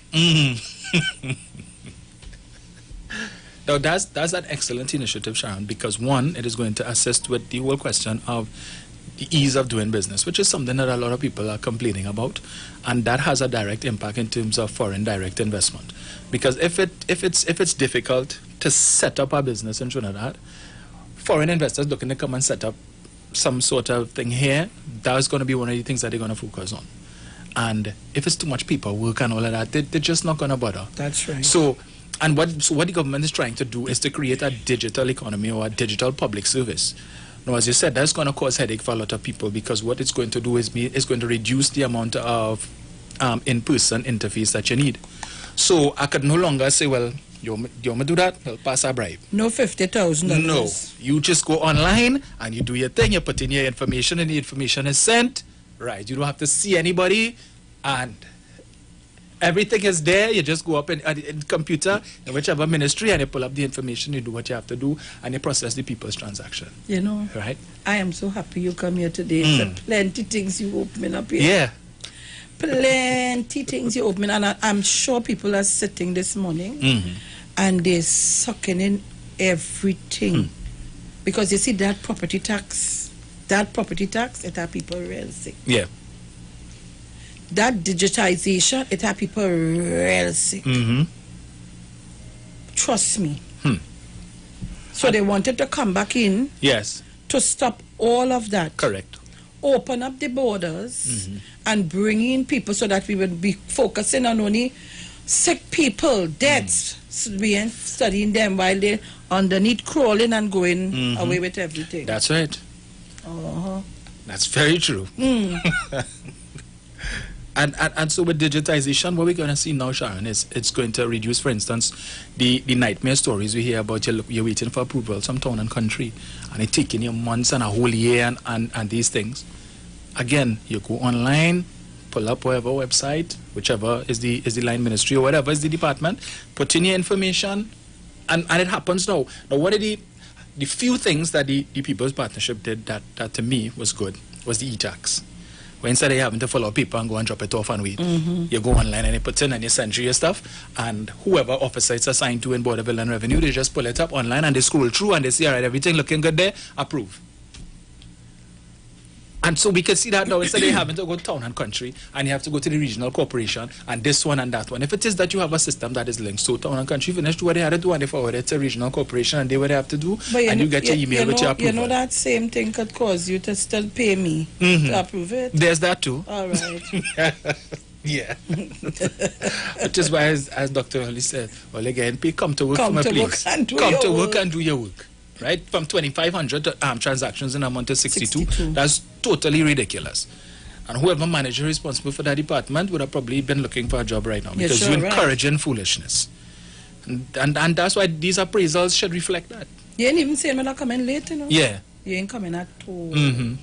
Yeah. Well, who will know, because the supervisor ain't coming, so, hey. Well. They're good, yes. Yeah. The increase in the personal allowance from 72 to 84,000. Excellent. Excellent. And of course, when I heard that one, I started to applaud. I was sitting on my car and yes. A reduction in your annual tax liability. So when Mrs. Prasad Bisesa left office in 2015, it was 60,000. Today, from January, it's going to be 84. So you'll be paying $6,000 less in taxes thanks to this administration as opposed to under the former administration. But you know, the UNC supporters will find a way to try and pour cold water on that. So there was talk about, well, you know, I mean, Sharon, this is so simple. It amazed me that I was seeing people commenting on Facebook and talking about, well, you know, it's only people who, that only benefiting people who making 7,000 and less, but the other people who making over 7,000, that will benefit them. I said, wow. Wow. Yeah. So just for the sake of clarity, yes, please, in the simplest way, if it is that you so it was, as it is right now, if you earn $6,000 or less, you pay zero income tax. Pay as you earn, you pay no taxes on your income, right? Everybody earning over 6,000, for every dollar that you earn over 6,000, 25 cents goes to the Board of Inland Revenue. What the government has now done is increase that to 7,000 effective January. So it means if you're earning $7,000 and less per month, you pay no income tax. So persons who right now pay $3,000 a year in taxes on that $1,000 that you earn between $6,000 and $7,000, you will no longer be seeing that coming out on your payslip effective January when it comes into place. So that's an additional $250 a month you have in your pocket. So for persons who complaining about the property tax, based on the example I gave you just now, if your property tax works out $135 a month, the government has given you an extra $250, so you can pay your property tax $135 and you still have $115 to go and play yourself and do whatever you want with it. So stop complaining. You're no worse off, you're actually better off. You could pay your tax and still have an extra because you're saving an additional $3,000 a year that would normally go to the Board of Inland Revenue. You get to keep that in your pocket. So it will cover your property tax liability and you're no worse off than you are today. So when the UNC come with the nonsense, just tell them keep moving. Just move. But them can't talk. Yeah. They just pay, they you know. And to add to that, Sharon, persons who, so between 2016 to 2021, that additional $500 a month that you're saving on taxes. So just to give a suggestion as to what you could do with it, instead of spending it on consumerables that really and truly you get instant gratification from it, but that's it. If you were to take that $500 a month that you've been saving between 2016 and 2021 and you were to put that in a registered annuity for your retirement, that $6,000 a year that you will be putting into this registered annuity will entitle you to a further $1,500 tax deduction. So you'll actually be saving $7,500 a year in taxes. And when you reach 60 or 65, or even, well, the law states the earliest age at which you could start benefiting from a registered pension plan is age 50. So remember, the income that you earn in today is intended for two people: the young man and woman you are today, and the old man and old woman that you're going to become someday. And if the young man and the young woman spend out all the money, then the lifestyle that the old man and old woman will have when they reach 65 would be as a result of that. So you don't have the money right now, in terms of right now you're sending it to BRL, put it in a registered pension plan so that you can have a little extra something. So if by the time you reach 65, you're getting your $3,000 NIS pension and whatever again from wherever else, that is something else that you could have there as well. So as I said, if you put $6,000 that you're saving from 60,000 to this 84, it entitles you to a further $1,500 savings on your taxes. So take that into consideration when you're trying to figure out what you should do with this extra money that you have in your pocket. Well, you hear that, eh? Mm-hmm. All right. Housing, construction of 25,000 homes planned for the next 10 years. A very ambitious initiative, and I think it's to be applauded. I think the minister also indicated that 10% of that, Sharon, is going to go to small contractors. Yes. So you're looking at 5,000 homes that will be going to small contractors. And I saw where phase 2 of the small contractor thing has come out. So you have until I think the 21st of this month to send in your packages. So you go down to Ministry of Housing, pay your $500 and get your package. And again, it is going to create entrepreneurs. So if it is, you have your custom building houses, but you're not in the formal economy, as it were, so you're just taking little jobs and stuff, and you have the skill, an incentive has now been created for you to go and set up your business, register a company, and you could now bid for these contracts. So you could have maybe 1 or 2 or 3 or even more masons who, you're just always looking, hey, you have any work for me? Somebody call you, they have a house to build, and they tell you come. You could now link up with probably 3 or 4 other persons in the same bracket as you, who are always working on the same jobs with you, and you all could come register a company and go to the HTC and take advantage of this opportunity. The budget per house, based on what it says, about 500,000. And you could make 3 bedroom and 3 something or something. So for the 2. Correct. And based on the scope of works that they will be giving you, they expect it probably cost between $350,000 to $400,000 to build the house, which gives you a profit of $100,000 per house. And you could get up to 10. So if you get these 10 houses, that's $1 million in profit. How many of these small contractors making anything near that now? When you get a little house here to build and a little, come on now, man, people. Again, it's opportunities that are out there instead of only griping at the government and doing this and the government and doing that. Opportunities present itself. It doesn't take much money to go and register a business now. So just do that. Register. You don't want to do it on your own. A few of you all come together, you form a company, and your bid is 5,000 houses we're talking about here. 5,000. So come on now, people. hope all are listening, eh? Mm-hmm. That's all I'm saying all morning. Hope all are listening. I listening. 50 million allocated for laptops.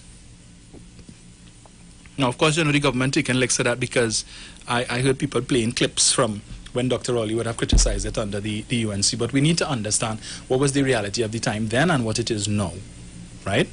And the whole issue is that now it has the situation with COVID has necessitated this. So they say, well, if they didn't stop the program, people would have their laptop. Which laptop did I have? What the laptops what? Yeah. Juliet morning. Juliet, I remember going by Juliet and Juliet's son. The laptop was only good to play solitaire and thing on it. That is all. Yes. You wasn't getting in and anything else. Correct. And then it's shutting down. Boop, your thing shut down. Boop, you have to start it over. Yes. I don't want to call the name of it because I want to put nobody in trouble. Right. But here it is. Come back, sit down, we coming back. We going to the break. Don't shift your dial. Let's talk on the street. The official station that defends the nation. Trinidad and Tobago, you are in for a treat. A Christmas treat. This year, tune into 919 FM to experience a radio production event never heard of or seen before in Trinidad and Tobago. For the next 91 days, turn on Street 919 FM for a true Trini Christmas every day. Teaching you what a Trini Christmas is all about. From October 1st to December 31st, enjoy daily Christmas recipes, Christmas greetings and blessings. Hey, this is Uncle Crazy Boy. Merry Christmas. Christmas stories from the greats. And of course, Parang Soca and homegrown Christmas classic. It's a true Trini Christmas on the street 91.9 FM. Crazy. For 91 days. Don't miss a minute of it. Hold me through the night, hold me, my Jesus. Take the wheel, take the steering wheel. Hold me, God, this the balance wheel. Bang! What's up? It's your boy JD, and we are coming down to the Iwer stage, 8 p.m. 14th of October. I said we because I'm not coming alone. I'm coming with my girl Nisa, and we will blaze that fire in Jesus' name down in the Iwer. Streaming from my page on Facebook, JD's Vlog.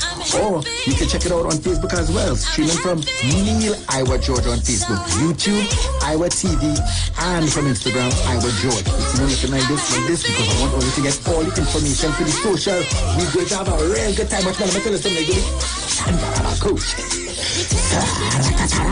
look to the person next to you and say, hallelujah. I'm not going to miss the Iwer stage. Get ready, get ready, get ready. Get ready, get ready, get ready. We're going to have a good time in the Lord, amen. Streaming live on Instagram at Iwer George, Facebook Neil Iwer George, and YouTube Iwer TV. It's Iwer Stage. Come join the Street 919 FM as we celebrate this Christmas the Trini way with Parang Jam. every Saturday till Christmas. Join us. We start off this Saturday, 10th October, with performances by Rembunction.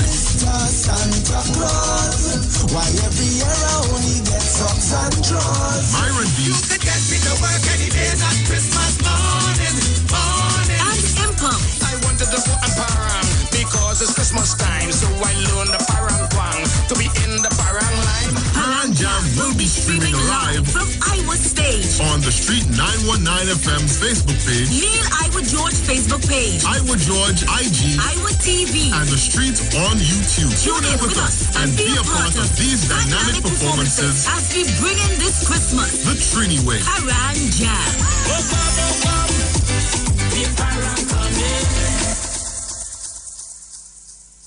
Get interactive with the Street 919 FM. All day, every day. See us all live on our Facebook page. Share and comment on our show. Like our page. Chat with our live on-air announcers. The Street 919's Facebook page. Live and interactive all day, every day. The Street 919 FM. Come talk with us. Hey guys, it's Aisha Wells here. Listen up. If you're considering selling or renting your house in Trinidad and Tobago, then call Keelan George with O'Neill's Real Estate Group. He's a good friend of mine and he's been in the business for over 6 years. First, selling real estate in Atlanta, Georgia, and now right here in Trinidad and Tobago. He has a strategic online marketing presence that actually attracts thousands of home buyers and renters. Plus, with his home selling advice and techniques, He's getting homes sold really fast. Keelan will actually guarantee you sell your home, or get this, you can cancel the listing agreement and pay nothing at any time. That's right, you heard me, nothing at any time. Selling your home doesn't have to be stressful, people. Check out www.o'neillrealestatetT.com. O'Neill is spelled O-N-E-I-L, or just call Keelan direct at 363-4030. That's 363-4030. Parang anthem, boy. Hold something, hold something. Christmas time, I want you to hold something. Hold something, hold something. Christmas time, I want you to hold something. A cousin greet me Christmas morning. He from London, plane just come in. Come to check family back home. It's the first time he come alone. Now is the first time in a Trini line. Never eat black cake, never see it bake. Never drink sorrel or hear grandma quarrel. To ginger beer he knew. Hold something, hold something. Christmas time, I want you to hold something. Hold something, hold something. Christmas time, I want you to hold something. I walk him through Sunny Granny. Take him to see the family. If you see him with the children, them, all the aunties, they all love him. I take him to Auntie Vine, cause she have the better wine. I take him to Uncle Tan to eat ham and play parang. Everybody sweet and him, then buy me neighbor Lorraine. When I tell you thing nice, hold something, hold something. Christmas time, I want you to hold something. Hold something, hold something. Christmas time, I want you to hold something. Come talk with us. Real issues, hard talk, real talk on the street, 919 FM.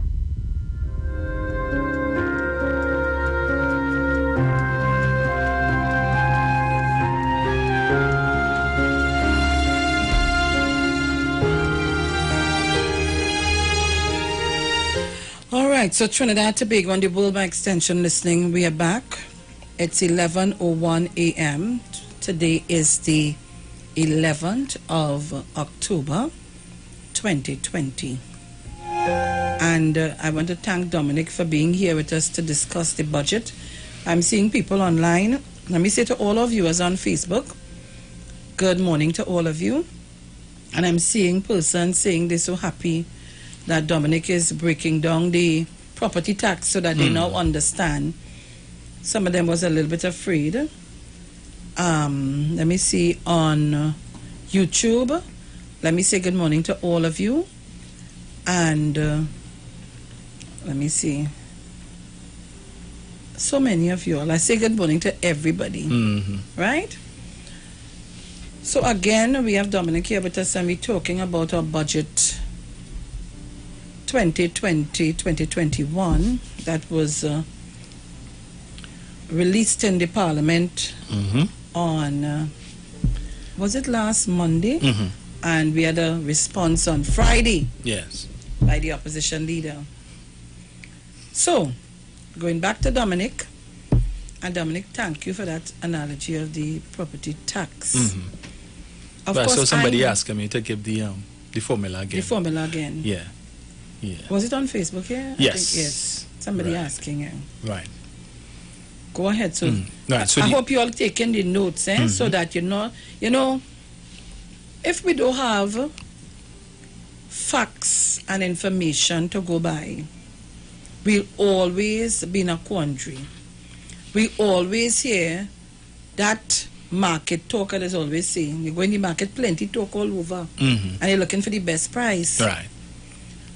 We would always have that conversation and people wouldn't understand. And a man, sometimes you have mere people on the whole, who are so okra with what's going on, and somebody come, boy, you ain't here to raise property tax.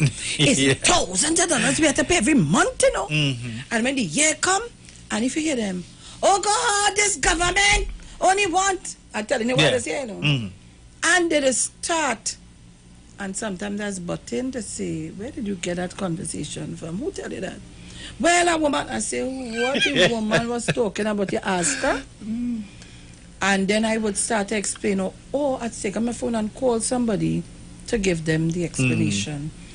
Call me, Sharon, it's a good thing you pass here. Because I would never do that. And so they go. Yeah. We have to be careful. People just take up thing and run with it. Yeah. Aye. Right, so the formula is, now remember they would have evaluators who will be going around to the different neighborhoods and so on to get a valuation basically of this particular area and so on, right? So as I said, it's not based on the market value of your home, which a lot of people seem to think that if my home would $2 million or $3 million be based on that. No, it's based on the estimated annual rental value of your property. Now, some people complain, well, it's so unfair that if my house, I fix up my house nice and the neighbor house run down or whatever, that could actually help you. Because if the neighbors don't want to fix up their house, remember, it's the rental value that your home can fetch is based on the desirability of persons to live in that neighborhood, right? And therefore, if it is your neighbors not doing what they're supposed to do, that could actually pull down rental value in the area, which could benefit you. So whatever is the estimated annual rental value of your property, so is what rent could your house fetch, or the houses in your particular area fetch on a monthly basis. And I was just looking at perhaps an upper end for some people. But most neighborhoods in the country, unless you're living in places like Westmoreland and Maraval and Federation Park and Goodwood Park and all these places, which is very high end. But even so, if you go now and you look at some of these real estate agency sites, and you look at the average rent that some of these so-called high-end neighborhoods are fetching, it's like, based on the current situation now, you will get probably a 1-bedroom or 2-bedroom, 6,500, 7,500, and that kind of thing. So if the estimated rental income in your neighborhood is $5,000 a month, I'm just using that. The annual rental value is $60,000. 5,000 by 12, which is $60,000. You minus 10% from the annual rental value, which in this case, 10% of 60,000 is 6,000. The difference, 54,000. The property tax would be 3% of the difference, which in this case will be $1,620 per year. And when you divide that $1,620 by 12, you get $135 per month. And that is what your property tax is going to be. So if the rental value in your neighborhood is $3,000, you will be paying less than that. So all you need to do an estimate, how much you think the estimated rental value is going to be for your neighborhood, and then multiply that by 12, the monthly by 12, minus 10% of the figure that you get, and then 3% of the difference is what your property tax is going to be. So it's not going to be any onerous 5 and 10 and 15 and 20,000 that if you can't pay that, they will take your house. It's ridiculous, right? So don't study that. And remember, in the property tax earlier on in the discussion, they were saying that some people, if they cannot afford, there was some way that they can come in or some redress that they can get. Correct. And if they find it was too high, something in that respect, and so on. So, You want us to take some calls by the time, or you want to go through and then take calls? I just want to touch on one more thing before, and then we could continue with some others, with the issue of the privatization of the port. And that too has been drawing a lot of angst from a lot of people, right? Now, we cannot deny the fact, Sharon, that the port is inefficient as it currently is, right? And as a result of that, the port has been losing a lot of business that could be bringing in a lot of much needed foreign exchange into the country, generating revenues that the government needs. We've lost a lot of shipping lines to ports like in Jamaica and so on, because we just can't handle the volume one, and then the size of the ships that are now coming because of the expansion of the Panama Canal. The berth at our port just can't facilitate those, so they're going elsewhere and they will drop off the containers or whatever, and the goods is shipped to Trinidad. And as I said, we are losing business because of that much needed revenue. So therefore, something needs to be done. Yes, the port. The port. Oh, yes. Right. Okay. So there is need to fix what is happening at the port, but to fix that requires a lot of money, which the state does not have right now. And so, it is not simply a case of getting the money to fix the port, but in terms of efficiency, because it makes no sense if the government goes and spends hundreds of millions of dollars to bring the port up to scratch, but in terms of the management of the port, it continues to be inefficient. So as the Prime Minister is saying, people not coming to work and this sort of thing. And we know private sector management and public sector management is two totally different things, chalk and cheese. People are more on the P's and Q's when they're in the private sector than in the public sector. I've lost count of how many times I've attempted to go to public institutions to do a transaction or the other, and I get there early because I want to avoid the crowd, and when I reach them, they're supposed to open at 8 o'clock, 8:15, 20:8, I see people walking in with their rituals, with a cup of rituals, coffee in their hand, and the plastic bag with the side and whatever, and they're strolling in, supposed to start work at 8, 8:30, coming in, no big deal, and the people that you're supposed to be serving sit down there watching that. And this is the kind of thing that needs to change, but you don't have that in the public service because you get right up and they put that on your file. You get a warning letter. In the bank, when I was working in the bank, come late. You're supposed to be in the bank for 10 to 8. 5 to 8, you're late. It doesn't matter that the bank isn't open, and then you get a letter from your supervisor, and then you get one from management warning you that if this continues, disciplinary action will be taken. So there needs to be a change in the whole management structure of the port. And that is what the government is saying. Now people think, oh God, privatization and whatnot. There are different modules that could be used. Take, for instance, the Hyatt is 100% owned by the state, the Hilton. But what they simply did was to give a management contract to a private entity to run these hotels for them using the private sector model, and it has worked very well. So this is something that the government could do. In Israel, for instance, the Israeli government recently would have leased out one of their biggest ports, the Haifa port, for 34 years. And one of the conditions of that lease is that the company that the lease is being given to has to invest at least $1 billion Israeli dollars to bring the port up to scratch, to improve the port, to bring in new equipment and so on. But the government is going to be generating revenue from that taxes, but they still own the port, but they simply give a lease contract to this company to run the port for a particular number of years, but it's still owned by the state, and you benefit from the efficiency rather than you leave it as is, because the population vexed because they don't like the word privatization. They don't understand that privatization today is not what privatization was 20 years ago or 30 years ago, that you have different models that you could now employ and still retain full ownership of whatever is the entity. So we need to look at that. So I suppose that the government is going to be looking at the different options that is available to them. But at the end of the day, it is about improving the efficiency of the port so that we could get more business, more money coming into the country, and you, the citizens, could be able to benefit from that. You go on the port to clear a barrel. You have to reach early. Yeah. And sometimes you come back the next day and the next day and the next day. And you ask yourself, but the barrel's not right here? Yeah. What is taking you so long to get this barrel? You have to put in your stuff and wait long. Now they have new facilities, so they have air conditioning and so on. Right. But you still have to wait long. Now the process was a little more smoother. Yeah. But it's the same. You still, come Christmas, if people sending stuff, we're going back in the same era. Yeah. Yeah. And somebody reminded me yesterday, they had to come to work, they're now going to have breakfast, they're now going to do this, they're now going to do that. And then I reaching for it, but now start to work and now sit down to work at 10. So the backlog of people sit down waiting on you. Yes. I remember I went, well, now they are in different conditions. I went to see about my BIR number. And I sat down there and I had to get up and said, you know, I'm here for a whole hour.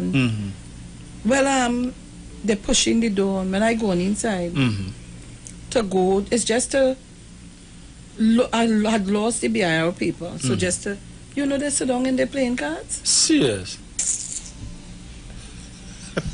Well, but I have a similar situation. So now they changed the location and everything. So the environment's supposed to be one of them more. It's supposed to be, but every time you pass, there is long lines outside, right? And it's just the counter downstairs. So they have the front counter when you walk in and you go in and wherever is the transaction. So they're not allowing it to they're not sending you upstairs and wherever it is. And they have the cashier there.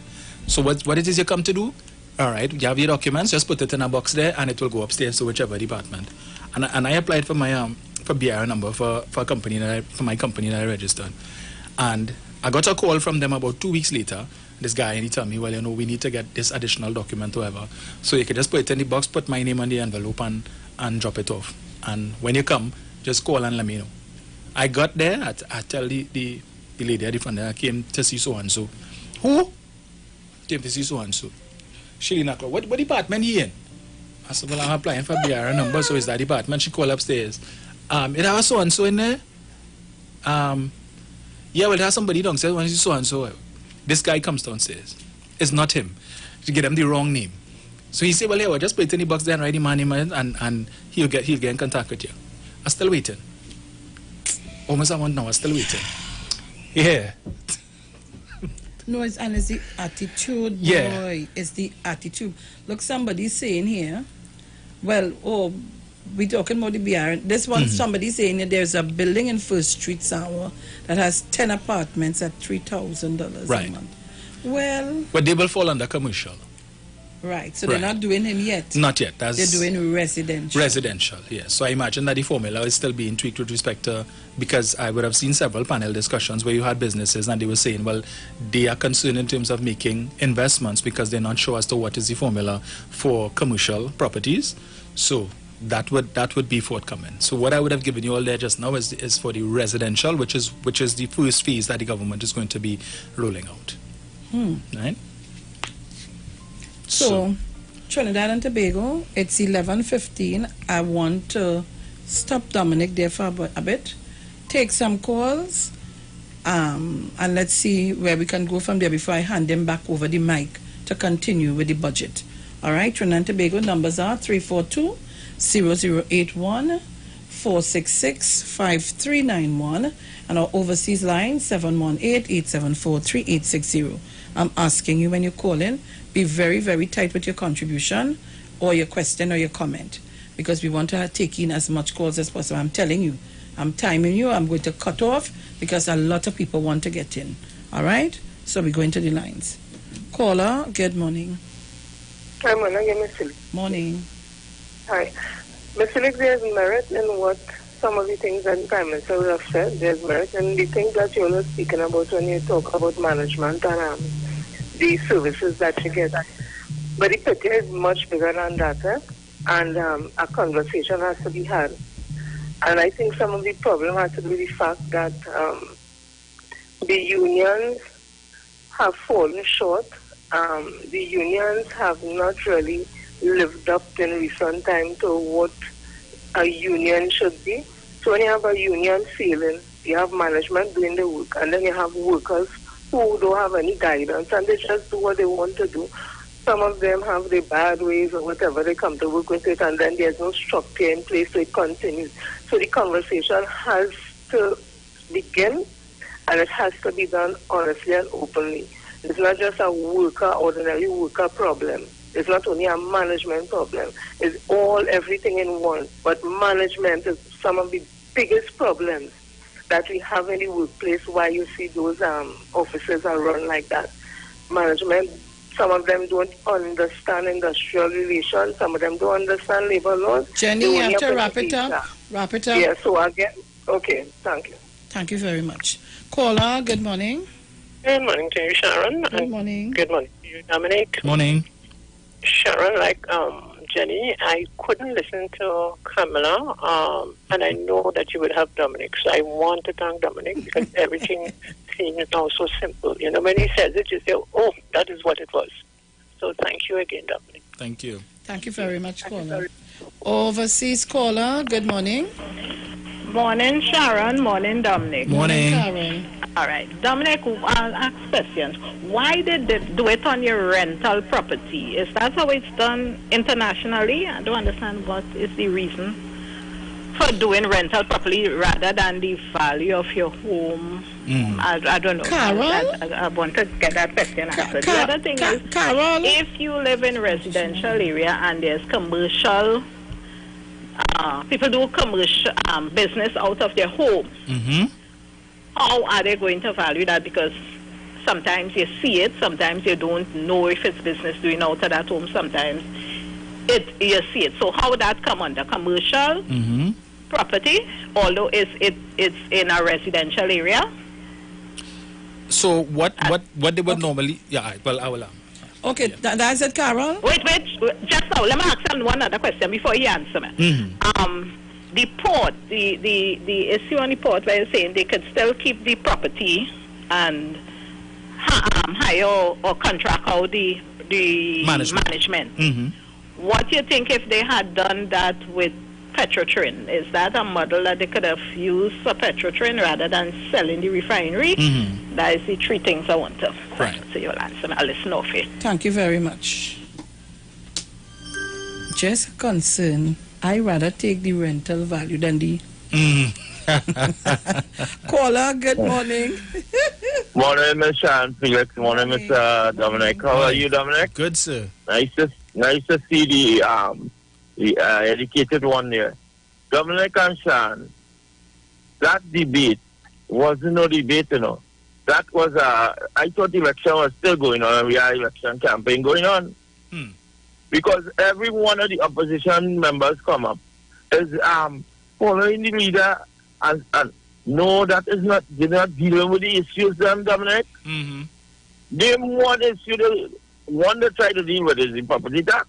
And they know why they don't want the property tax on board. But everything they're doing so, they're complaining about everything in Trinidad and Tobago. But they always want the road fixed or everything do, but I don't know where the world government to get income from. But if you have a budget, Dominic, and you pull out $90 billion, and you receive back $60 billion, eventually you have no money to spend 5 years from now, you know. And that is what them don't understand, you know. And the next thing about the government workers, imagine you go on NIS office to get your NIS number. Well, right in front of the computer there where they could just punch in. You know what I'm doing? You hold on the side. You hold on the side over 2-3 hours. And somebody who working on by you go see you there. Hey, what are you doing here? The same computer, the woman in front of you can punch in and give you that number. You know, the girl go on and that same computer and punch in. Give my name and give my number one time. Some of them bringing on the problem to themselves and then complaining about government because people complaining about the way all the customer service is poor. All they need to do something about it. People paying all, you know, it's taxpayers' money we're paying all. Have a blessed day. There. Thank you very much.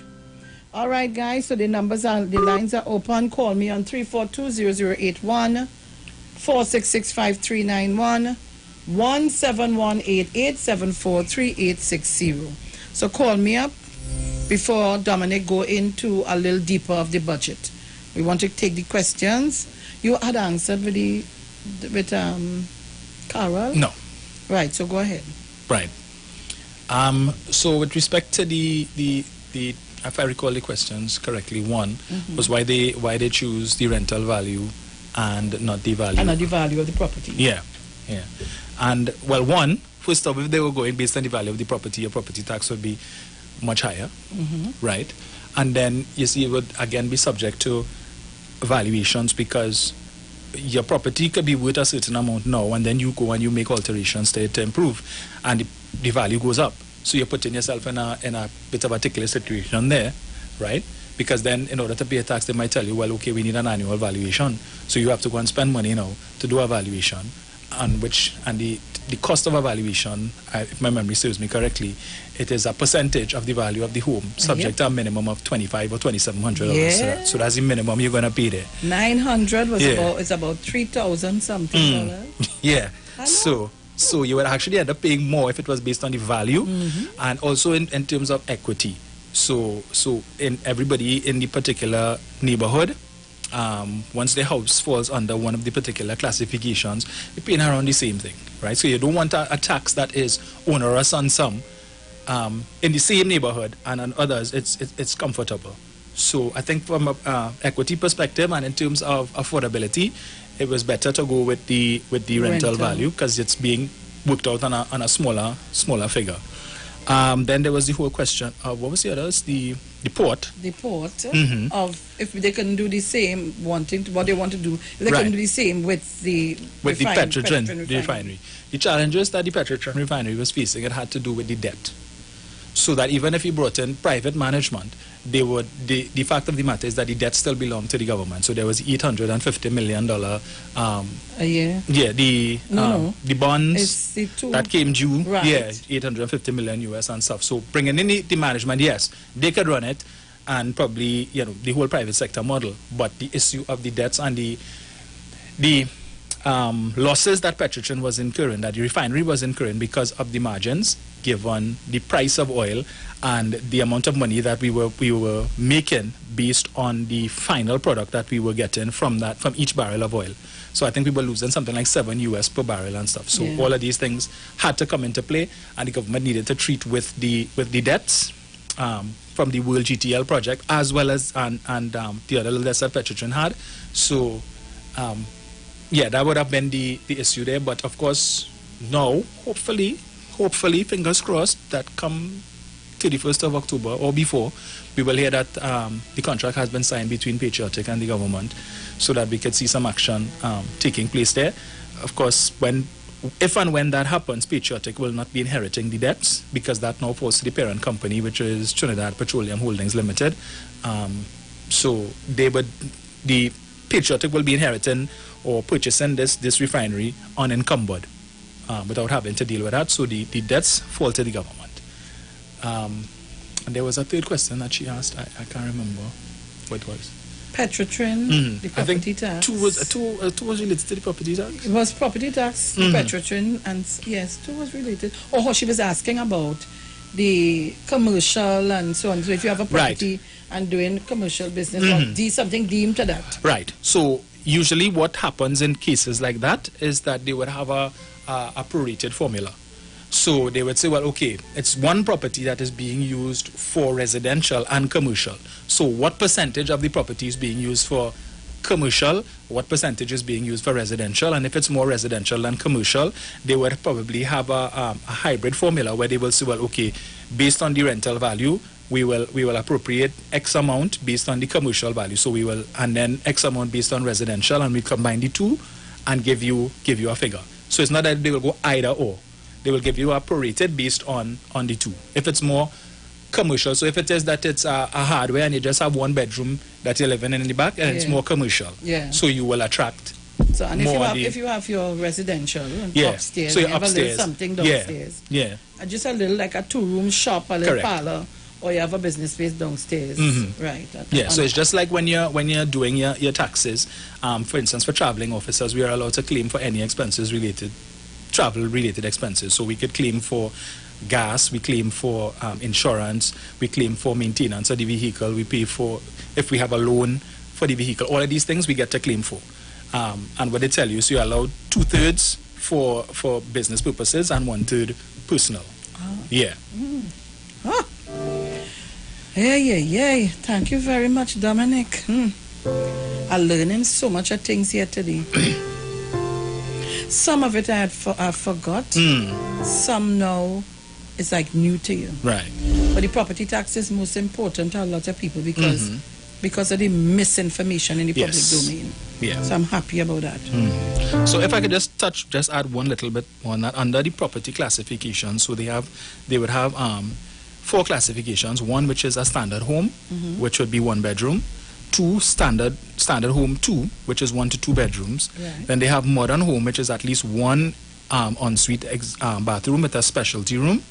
And then 4 they have executive home, which may have at least as many bedrooms as many bathrooms as there are bedrooms, and specialized areas. Example, room for dining, office, library, laundry, and so on. Especially the one in Gulf City. Yeah. Caller, good morning. Good morning to you. Good morning. For touching on the port, I think the port was long overdue, because there have been 3 attempts, which made 3 resets already done with the port to try to upgrade the port and to get improved productivity. They even moved from Port Authority. People could remember their former company with port contractors, where they have this public-private sort of integration, and that didn't work. So I think the port is long overdue for them to do that. For the property tax, well, we all know that should be in. And I want to know, the people who raised twice already, because their property tax was coming and they raised the property tax and they raised again, if they're going to raise the rent again because of property tax. Okay, thank you very much. Thank you very much. Good question. Someone on our Facebook is asking, I would like to know if tenants have to pay a one-time for property tax, because is once a year, or if they have to face a raise in rent. Well, you know, the gentleman just said it. Yes. When property tax conversation started in 2008, 2009. Yeah. That was a big bacchanal thing. Yes. And before any formula could have been put in place, landlords started to raise the rent and say they had to pay property tax. They didn't even know how much they had to pay, but they raised the rent. Right. After that scenario, in 2014 again, when it started, the discussion started to surface, landlords raised their rents again. So I am hoping that now, seeing that the actual property tax is now going to be, the discussions is getting even more in the bloom. I hope they're not raising the rent, because they raised it twice already, talking about property tax. Right. And let me just say this, and I hope landlords listening, and we must, and in this pandemic era, I hope all you have a heart, because here why. Dominic just analyzed the property tax, right? And he said to us, he gave us a what do you call it? The breakdown. A The breakdown, formula. a formula. So that means it's about $100 and something a month, right? Oh God, if you take it once, twice, 3 times, oh God, don't take it again now. You don't take it already. Don't take it again. Because one something a month for the year is about $1,000 something. And if you have, according to the lady just now, 10 apartments at $3,000, they ain't going and tell you no, they ain't ready for you yet with no property tax, you know. Oh God, don't take the people money yet now. And don't go and raise the rent, you know. Look, you see, I find we have too much of dishonesty in this place. But you see, Sharon, respect to that, there are 2 things we need to discuss. The issue of the rent assessment board. You think they will bring that back? They would need to. They would. That's 1. 2, we know that there are a lot of landlords in this country who are earning this income and are not paying taxes, which is why a lot of them wouldn't want to give the information to their tenants to get the rent relief Let grant. me take a little. Yes. Right? A lot of landlords would deny it, didn't want to sign off on documents and so on, because it would have put them on the government's radar with respect to them not paying taxes. So that if it is that you come now and you increase, because you're not going to be on the radar, because remember they're going to be doing assessments. So if you was hiding before and you had your apartments down in some hole somewhere, they will find you. So, somebody saying they must put the assessment board in place. Yes, and I imagine that will take place. But if it is now, you're on the radar. If you increase your rent, then it means that the taxes you're going to have to pay, more income you earn, is the more tax that you have to pay. So if you want to go down that road, raise it and your taxes will raise. And then if you increase the annual rent, and by doing that, if you increase your rent, then it means the annual rental value that you would be generating will also go up, and you'll have to pay more in property tax. Wait, Dominic, hold on. Yeah. So if I am the landlord, I raise my rent, how they will know what my rent is? Unless, and you know, my tenants fearful, they ain't gonna say nothing because they're afraid. If they find out and they say, oh, that is what they do, find somewhere else to go, or raising the rent a little more. If in the scenario, the tenant does not decide to speak out or show a rent receipt or so on, how they go find out? Well, you see, that's the thing. So that is where the rent assessment board is going to come into place, because if you have 15 tenants and one of them go to the rent assessment board to report you don't know which one. Now, if you remember, you can't say, well, all right, so you're going to evict everybody, no income for you. So you can't do that. So therefore, either you play by the rules, and therefore there needs to be certain penalties in place to treat with that to landlords who might want to step out. We have another question by Vilma. Can the rental value determined by government be used as a rent cap? Yes. Yeah. But again, that would have to be done legislatively. Thank you. Yeah. people. Unscrupulous landlords. I And if you want to... Some people Bamsi hurting them this morning. Fair and all of that bounty and they go be selling out. Village morning. Pleasant morning to you, Ms. Philip. Good morning. Morning. Dominic, blessed morning to you. Greetings. Well, Dominic, I stay down and I digest everything because I done in front already, because they don't come and check my property already. I done inside already. Right. But what I want to say, you know the reason why the opposition fight so hard to win this election? Because in 2015, if they did win the election, by 2017, we would be paying property tax, right? Because they don't make all arrangements from since in 2014 to first to start paying property tax in 2017. And I know, Ms. Felix, if we can't find the clip, I could always send back the clip where send it for me. The former finance minister. $10 million shake hand, man. Send it for me. Yes, I will not send it if we don't go. All right. Hi. Sharon Dominic, one caller, said before that good citizens, supermarket owners, would wipe out the income tax break of $7,000 by increasing prices in their stores. Well, boy, all your listener. Oh God. As far as all good citizens, good citizen. Oh God, brother Sterling, morning. Mr. Dominic, I hear so that you're on Tuesday this morning and the volleyballing Morning, Mr. Felix. Morning. Morning, Mr. Dominic. Morning, sir. Peace and blessings, man, and blessings to all at Trinidad and Tobago. Can't waste time this morning because the time is important. Mr. Felix. And Dominic. Yes, sir. I listen to you, I'm listening to you, and you see the diversification is important in our land, because I hear you dealing with the port system. Yes. And what I hear you say out of that is that we port is not big enough to handle much ship. Or the new size of ships because of the expansion of the Panama Canal. Yeah. This is the simple reason why Dr. Williams, God bless his soul, today was going to extend the port from right yesterday right up the beaton. Up to by NP. Huh? Up to by NP. Yes. What's for the same setting, Dominic? So today now we'll be able to bring in the biggest ship that they have outside there. Because remember once a American warship come down here and it can't come into waters because it was too big.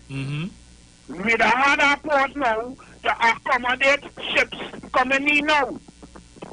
Then Mr. Patrick Manning, God bless his soul again, was going with the smelter. So you see where progress been stopping time after time in Trinidad and Tobago, and people want to come to sit down and tell. You see, good thing I didn't listen to this woman, because she affects my spirit right through. And this is where we've been sailing time after time in Trinidad and Tobago to get this nation where it's supposed to be in the land rights today. Today now we have to be fighting up to do this and do that. And they always come in to tell you about diversification. What do you do for diversification in Trinidad and Tobago? Look, Dominic, Sharon Felix. Sir.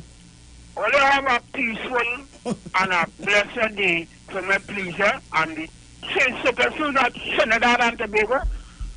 Pour all your head and all your shoulder for me, please, and understand what we Prime Minister after today dealing with the situations of Trinidad and Tobago. We're supposed to be dealing because they like to say PNM in office for how many years. And what they do, so all they don't let us chance pass me as citizens of Trinidad and Tobago for me, please. Thanks, Mr. Sharon Felix. Thanks again, Dominic. Yes, sir. For bringing real thing to we. You hear, big brother? Mm-hmm. Peace and blessings. Thank you, my dear. I'm sure as he mentioned that whole issue of expansion of the port up to NP, I recall Mr. Manning was also going to pursue that as well, and then you had a whole set of opposition with respect to that too. And then they were talking about what are the people in Sealats, are they going to dislocate the people in Sealats and all kind of thing, and I'm seeing here someone on Facebook. Now, I try not to call the people name. If we don't pay land tax, we have no rights to government's funding for floods and bad roads. No tax, no complaints. I'm just reading what is placed on the Facebook page, and for you to find out, you need to go on our Facebook page, the Street 919 FM. We're live there, and I want you to share the live. Imagine we have 230 people on and only 21 shares. Right. How bad that is.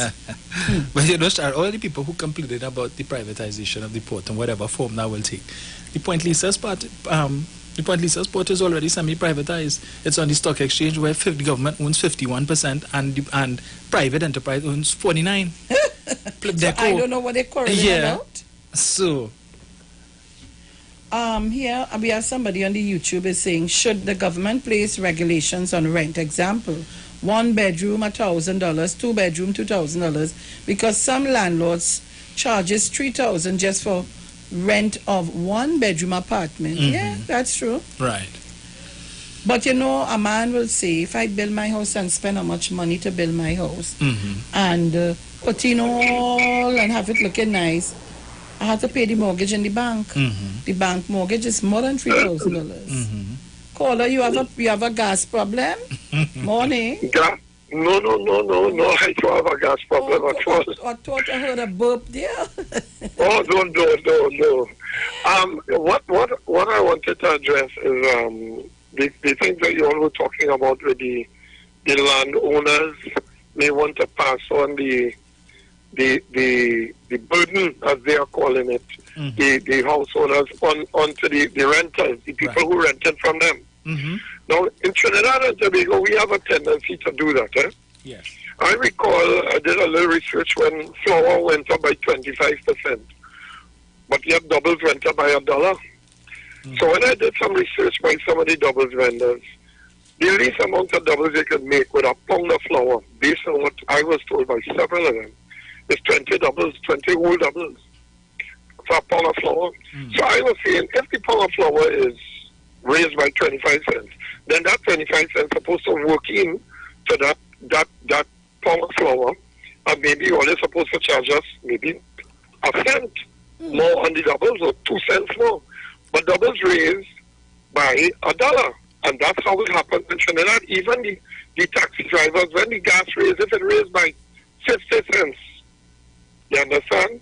They will pass it on to the consumer. They want to raise the price. Oh, gas gone up, it need part, it this.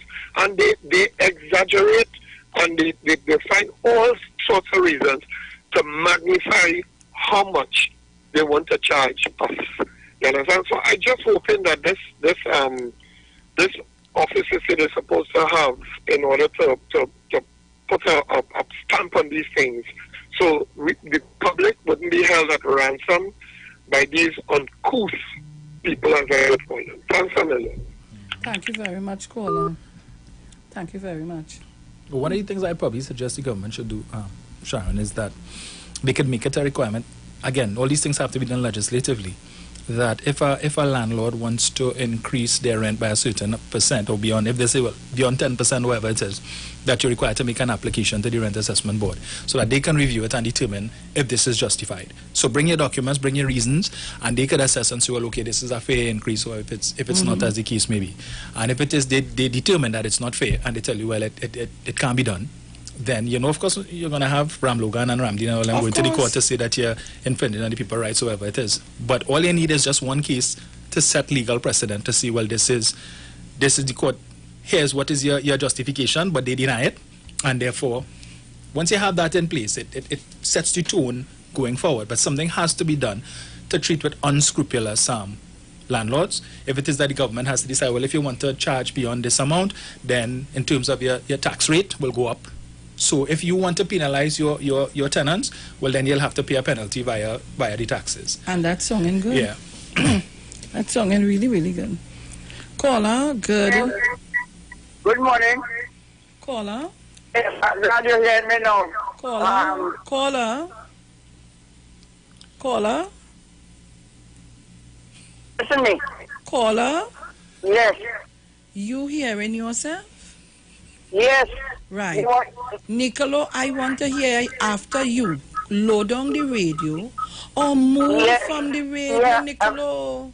I'm moving. I'm going outside. Please hold on to the phone, please. I'm holding on for you. Right.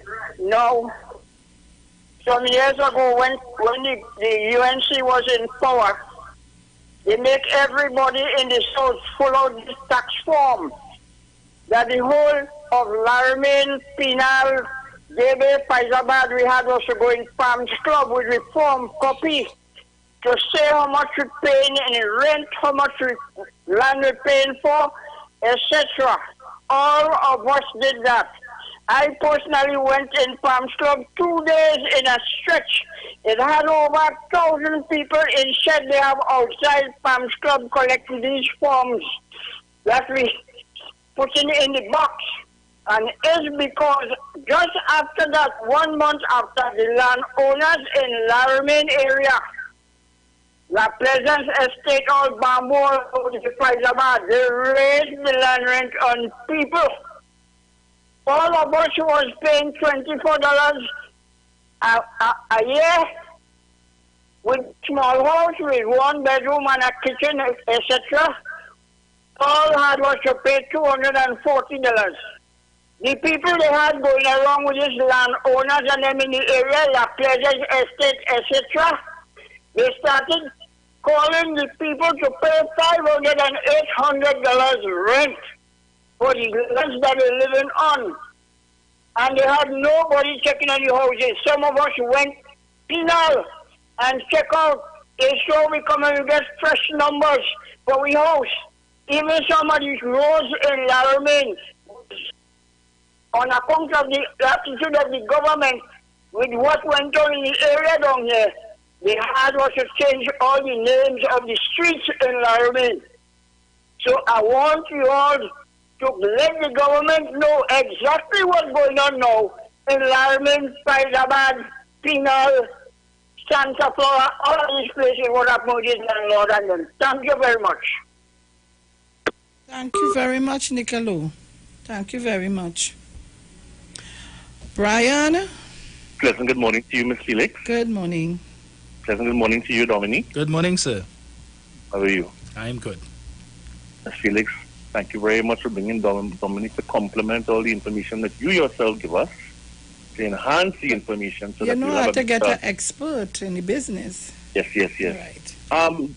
Ms. Felix, Dominique, one of my concerns is the gas station issue, and the gas price and that sort of thing. Now, I think people may want another better explanation as well. I need to maybe expanded on in the parliament.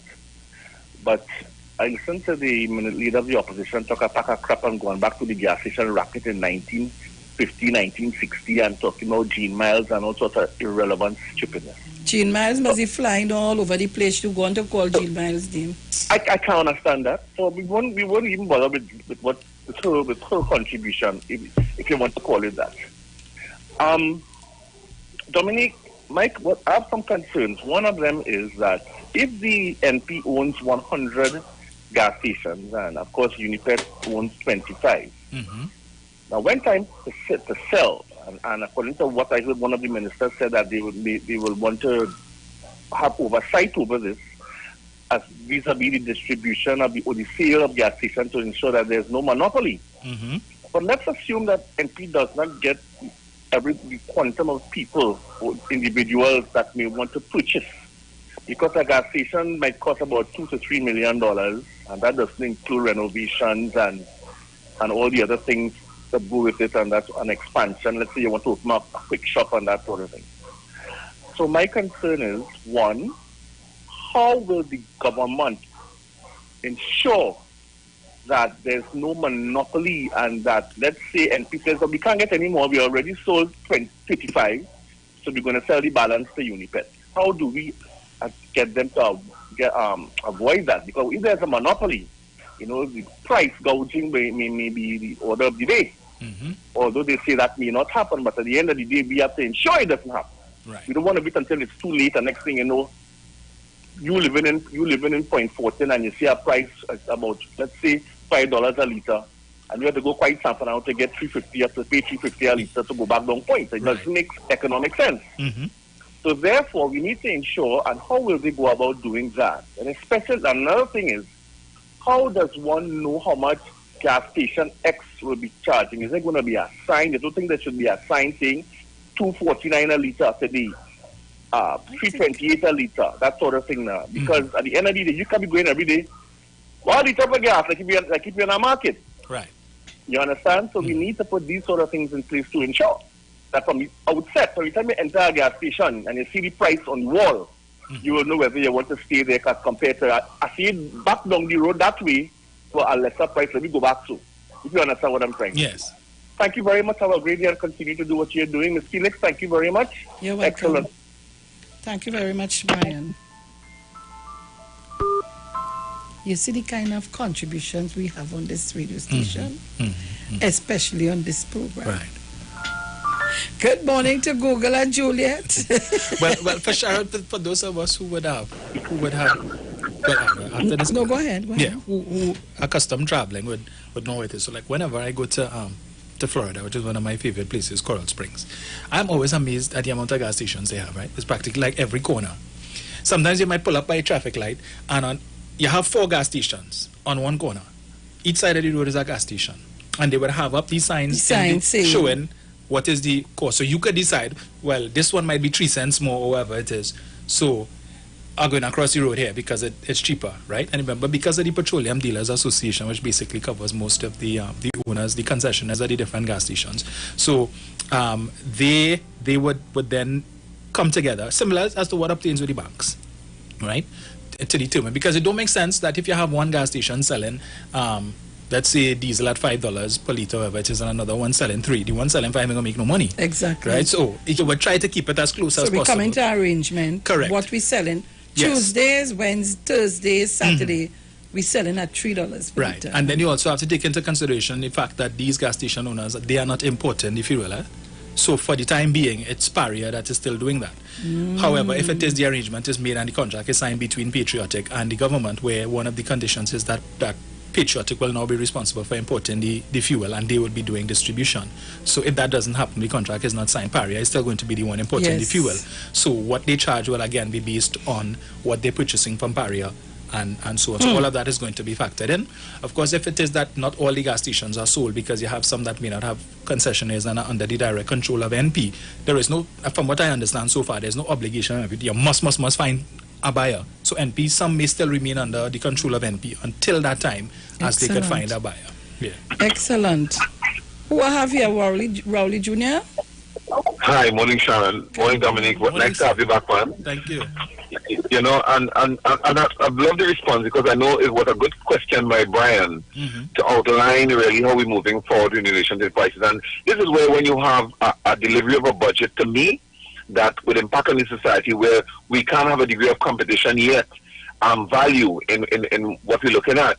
Now, Sharon, this morning, I know when you came on, and I was listening when Mr. Chan spoke about, the pepper and coming back on and coming back on. We were taking into consideration the opposition leader's response to the budget. And, I always tell myself, all right, you have 19 seats of people that would have put you there. And I was looking for something different. Well, my expectation was shattered, because to me, in your response to the budget, there's always a degree of coming under the umbrella of the poor. That's Kamala Prasad. She's caring about the poor.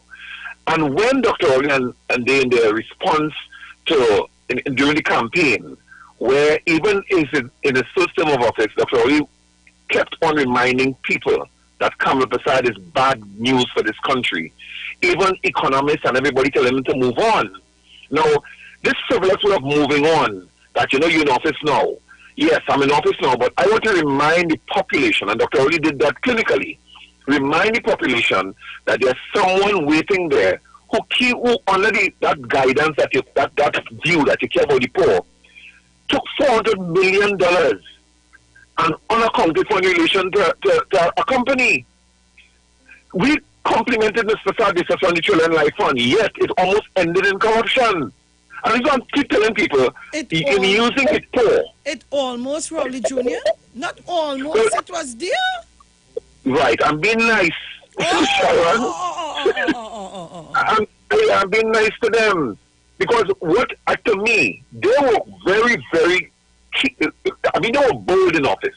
Almost every area, those people that wanted money, and people forgot, economists too, where they borrowed, Dominic and guide me here, they borrowed over the threshold, and was it that Dr. Orion had to return to the parliament to get it extended? Am I wrong? Yes, you're right.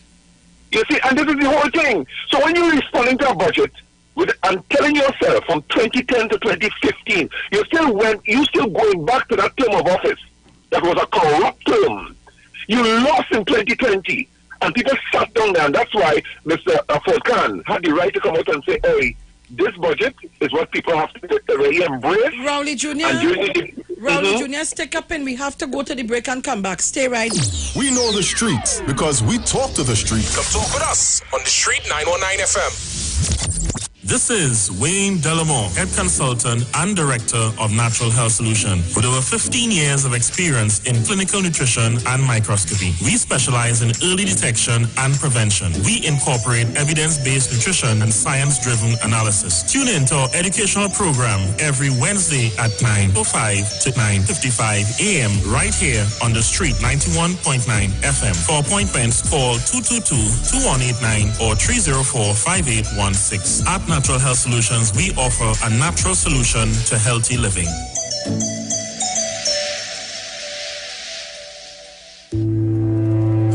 There's only one way to start your week right, and that's to reset with Dr. Livette. Join him right here on your radio every Monday morning at 9 a.m. for your dose of the health and wellness program that is sure to change your life. Dr. Livette has transformed thousands of lives over the last decade and is now live on the Street 919 FM every Monday from 9 a.m. to transform yours. Tune in to learn more about herbal blends and U-Juice for building your immunities and promoting overall great health. Dr. Livette on the Street 919 FM. This and every Monday at 9 a.m. Don't diet, live mighty, live healthy, live it.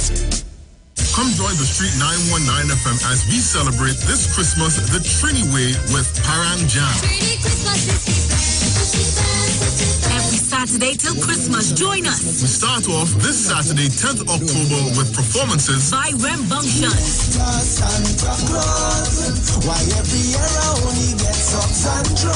Myron B. And Impulse. I wanted to go and Parang because it's Christmas time, so I learned the Parang Kwang to be in the Parang line. Parang Jam will be streaming live from Iwer Stage on the Street 919 FM's Facebook page, Neil Iwer George Facebook page, Iwer George IG, Iwer TV, and the Street on YouTube. Tune in with us and be a part of these dynamic performances as we bring in this Christmas the Trini way. Parang Jam. The Parang coming. The Parang song is sweeter. I love the bass and guitar. I want Parang forever. Yes, my friend invited me to a Parang party. It was an all-inclusive soca Parang party. And when I reached here, music at me leisure. I fell in love with the bass. Everybody happy. Like Papi Lord, glad when it's Christmas time, glad when it's Christmas time. To the ghost tree they're going, the whole house they're painting, some sewing and cooking. Since July the wine set, the quattro start to echo. Ah, it's your boy Daddy Chiny, aka the crossover artist, aka the Parangero. And here we're going on. You can catch me live in the Parang Jam, one-on-one on Iowa Stage, 8 p.m., 7th of November, streaming live on my Facebook page, Ricardo Melville, yes, my government name, on Instagram at Daddy Chiny, and on Facebook at Neil Iwer George, also on YouTube on Iowa TV, and Instagram at Iwer George. Tell a friend. Streaming live On Instagram at Iwer George. Facebook, Neil Iwer George. And YouTube, Iwer TV. It's Iwer Stage. Trinidad and Tobago, you are in for a treat. A Christmas treat. This year, tune into 919 FM to experience a radio production event never heard of or seen before in Trinidad and Tobago. For the next 91 days, turn on Street 919 FM for a true Trini Christmas every day. Teaching you what a Trini Christmas is all about. From October 1st to December 31st, enjoy daily Christmas recipes, Christmas greetings and blessings. Hey, this is Uncle Crazy Boy. Merry Christmas. Christmas stories from the greats. And of course, Parang Soca and homegrown Christmas classic. It's a true Trini Christmas on the street 91.9 FM. Crazy! For 91 days. Don't miss a minute of it. Enagic change your water, change your life. Enagic water purifier, one machine, 5 types of water. Enagic makes strong Kangen water with an 11.5 pH. Kangen water with 8.5 to 9.5 pH, healthy drinking and cooking water. Clean water with 7.0 pH. Beauty water for skin, hair, and plants with a 6.0 pH. Strong acid water with a 2.5 pH. This water is known to disinfect, kill viruses and bacteria. Listen to the Street 919 FM with Pastor Alkaline John every Tuesday from 11:05 a.m. to noon and every Wednesday from 8:05 p.m. to 9 p.m. as he talks to you weekly about how to improve your quality of life through purifying and drinking water. For more information, call or WhatsApp Pastor John at 516-286-7079. Every child is incredibly intelligent. Parents, reach higher. Be stronger. Join Olive Rice Clark, producer of the IBG line of educational products, right here every Thursday morning at 11:15. Get the genius out of the children. Hear how you can work with the IBG phonic program and see your children learn at least 200 times faster. Remember, IBG guarantees rapid progress for champions to turn this nation around. It's right here on 91.9 FM every Thursday morning at 11:15. For more info, call 336-3896 or 725-READ.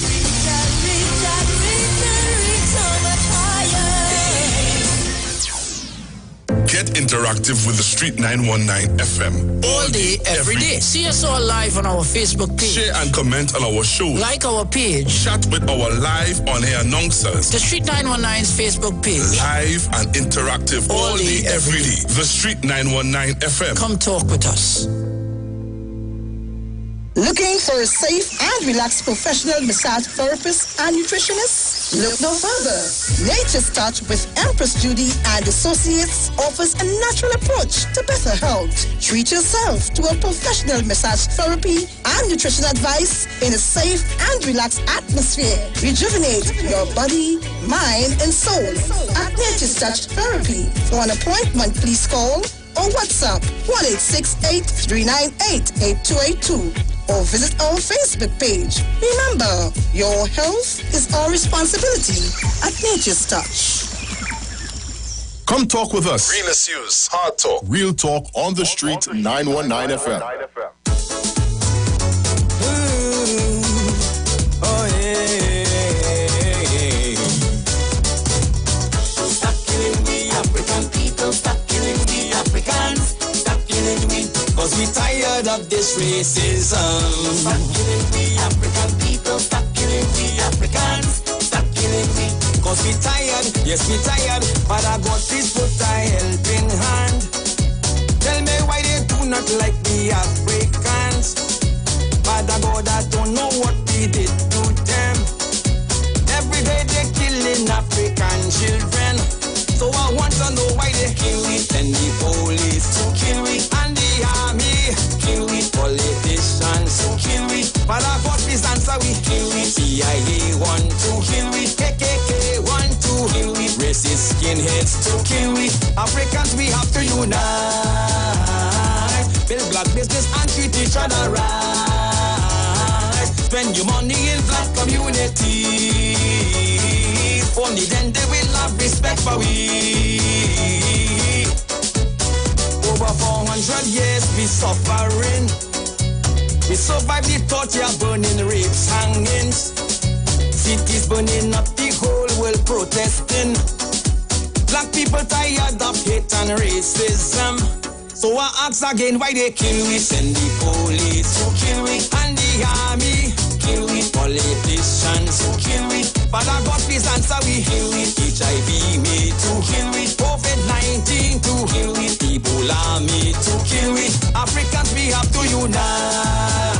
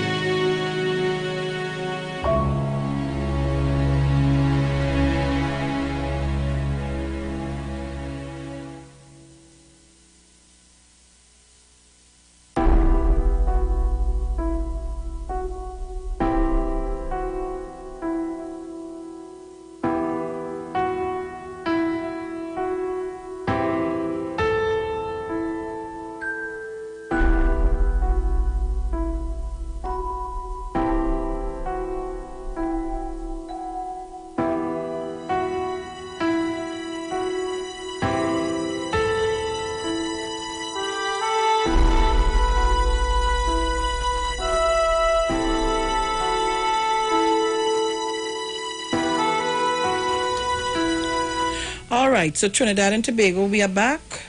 And all of you all complaining you wasn't seeing Dominic.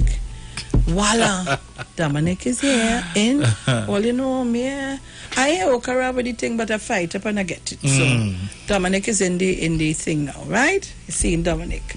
Handsome, dark, tall, handsome, and I think you have a girlfriend, eh? So all of you all want to see them, I just put all your notice, right? Be careful. So Trinidad and Tobago, we are back, and I had Rowley Jr. holding on. Rowley Jr., sorry about that. But while we came back there to take a call with somebody in a little predicament in my constituency, and some wall fell down and something. So, go ahead, my dear Rowley Jr. That's right, Sharon. You know, all in the whole effort to really deal, and you're consistent with that, so it's no problem for me to hold for that at all. Yes.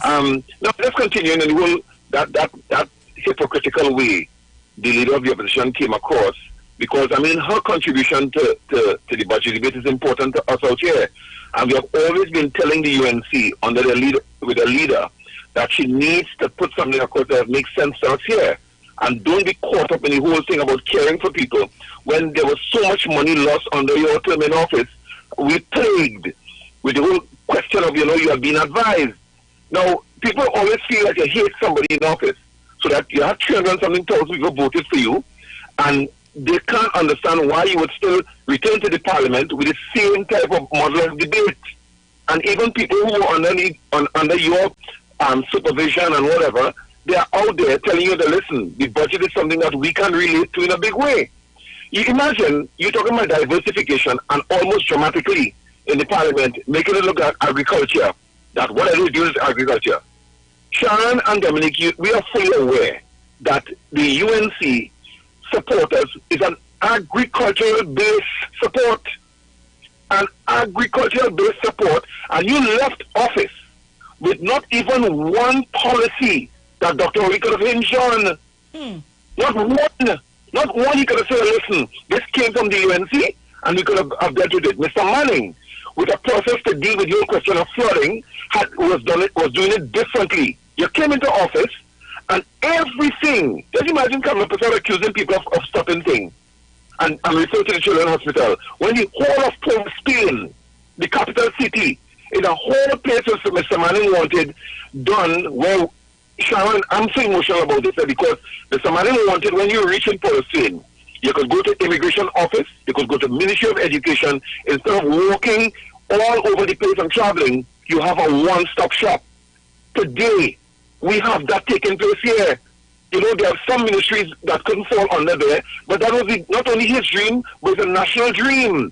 And it came to the fruition today, unlike Mr. Sadgisasa, who obsessed with the hospital that she opened and then made it a children's hospital. Not even saying the Cuba or something.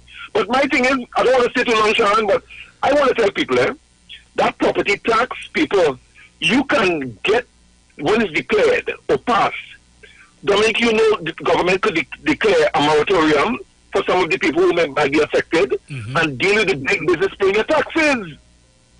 And the people with rental. If my property tax go is like declare $3,000, that's $250 a month that people could really pay in an effort to get your road repairs, employment, the bigger picture people.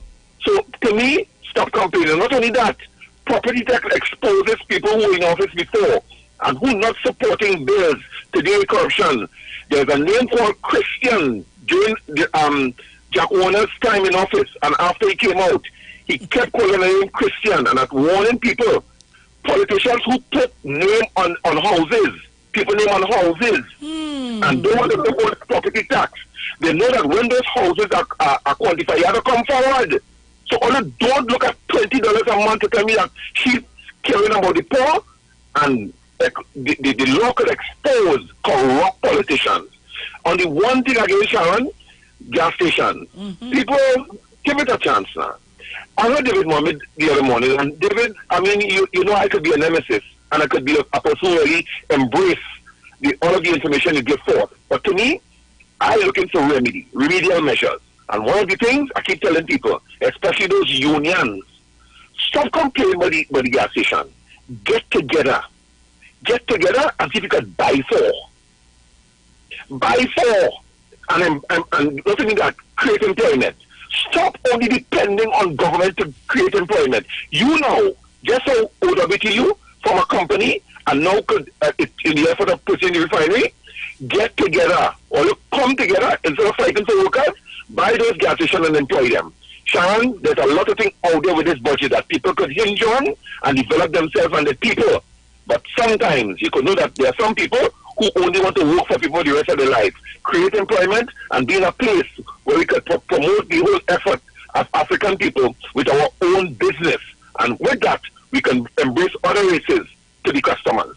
Take care, Sharon and Dominique. Lovely program, and I'm listening again. Thank you very much, Rowley Jr. Thank you very much. Sharon, as you raised the issue there about patriotic, because if it is that patriotic is successful in getting the refinery, remember they will be dealing in the whole importation and the distribution. So it makes sense, and instead of just doing wholesale distribution, you can have actually patriotic could actually have some gas stations under their ownership as well. Exactly. Or they could issue what is called an IPO, an initial public offering, and put patriotic on the stock exchange. The government, as a matter of fact, is just offering incentives for going on the stock exchange. And they could raise money now to buy some of these gas stations. Or there's also the opportunity where the government could create a holding company, put some of these gas stations into there and create something like the NIF. So the holding company would be managed privately, but the citizenry can then buy shares into this fund or this company, and the profits from the gas stations will now be paid as dividends. So they have options, and that question was put forward by one of our listeners here. Excellent. So, where's Mr. Chance? Mr. Chance, paging Mr. Chance. Caller, good afternoon.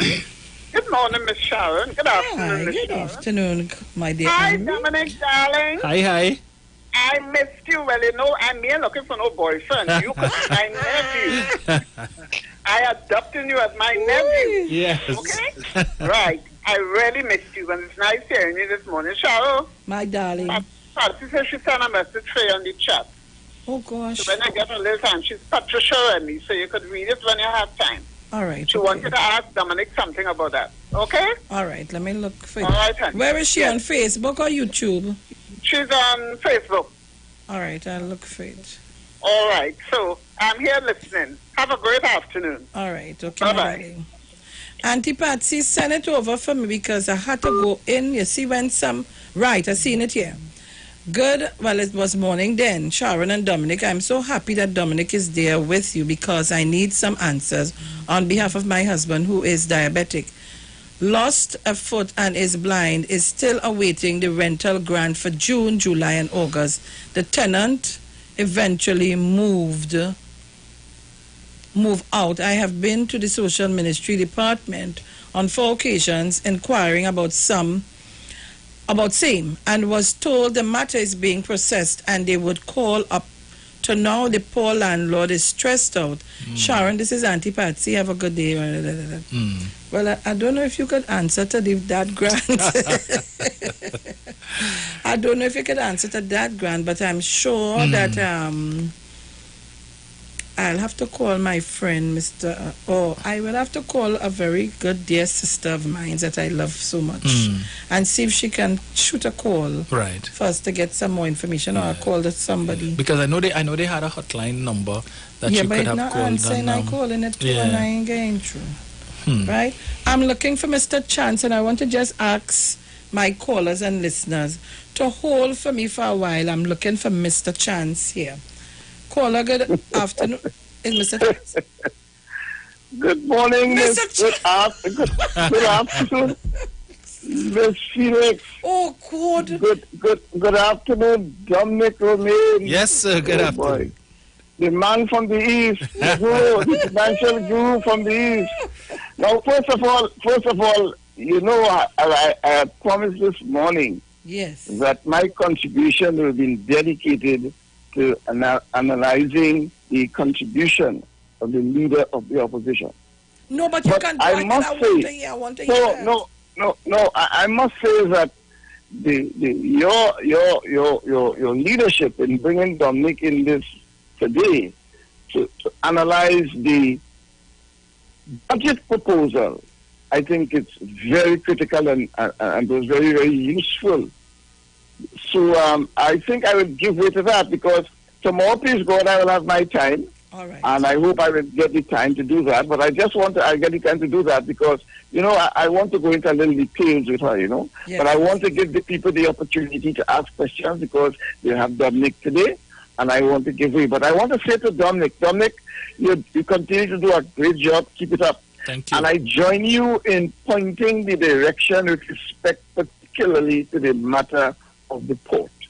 I did indicate last week with Ms. Felix the question of the strategic location of Trinidad and Tobago to this new maritime industry that is going to be very busy. The shipping is going to be very busy going to Guyana because of what's happening in Guyana with oil. And because the location of Trinidad and Tobago and the waters where we are strategically located provides an ideal port for Trinidad and Tobago to benefit from the shipping that is going to be directed towards Guyana. And that is the reason why I support you fully on that, because with the investing in the port of Trinidad and Tobago, there will be greater opportunities to increase the revenue stream and also for job opportunity. So I say I join you in that, and I join you because I did mention in my contribution earlier on last week, I think, about what I was looking forward to with respect to the whole question of the digitization of the public sector. And I'm glad that you touched on it. And just to add to what you have said in terms of the ease of doing business, because the research shows that you're going to get a 20% increase in revenue by just moving to that digital age, a 20% increase in revenue. And this is what we're looking for in Trinidad and Tobago, an increase in revenue. And that movement towards digitization will provide us with that. And most importantly, as I close, that we will reduce this business of people going to the office and saying, I can't find your file. You know? Most times when you go to the office, they say, come back. We're looking for your file, we can't find it. Well, those systems will be no more because technology will guide what we do. So I give way because I think the people have a lot of questions. I'm glad that you're talking about the business of property tax. And so I'll give way because I know the people want to learn and get a lot of the public education required. Tomorrow, we have time, God's willing. We'll put the pepper into this lady who wants to tell us she wants to cut ministers 5% of the salary. People stand by We will talk about that tomorrow, please, God. Thank you very much.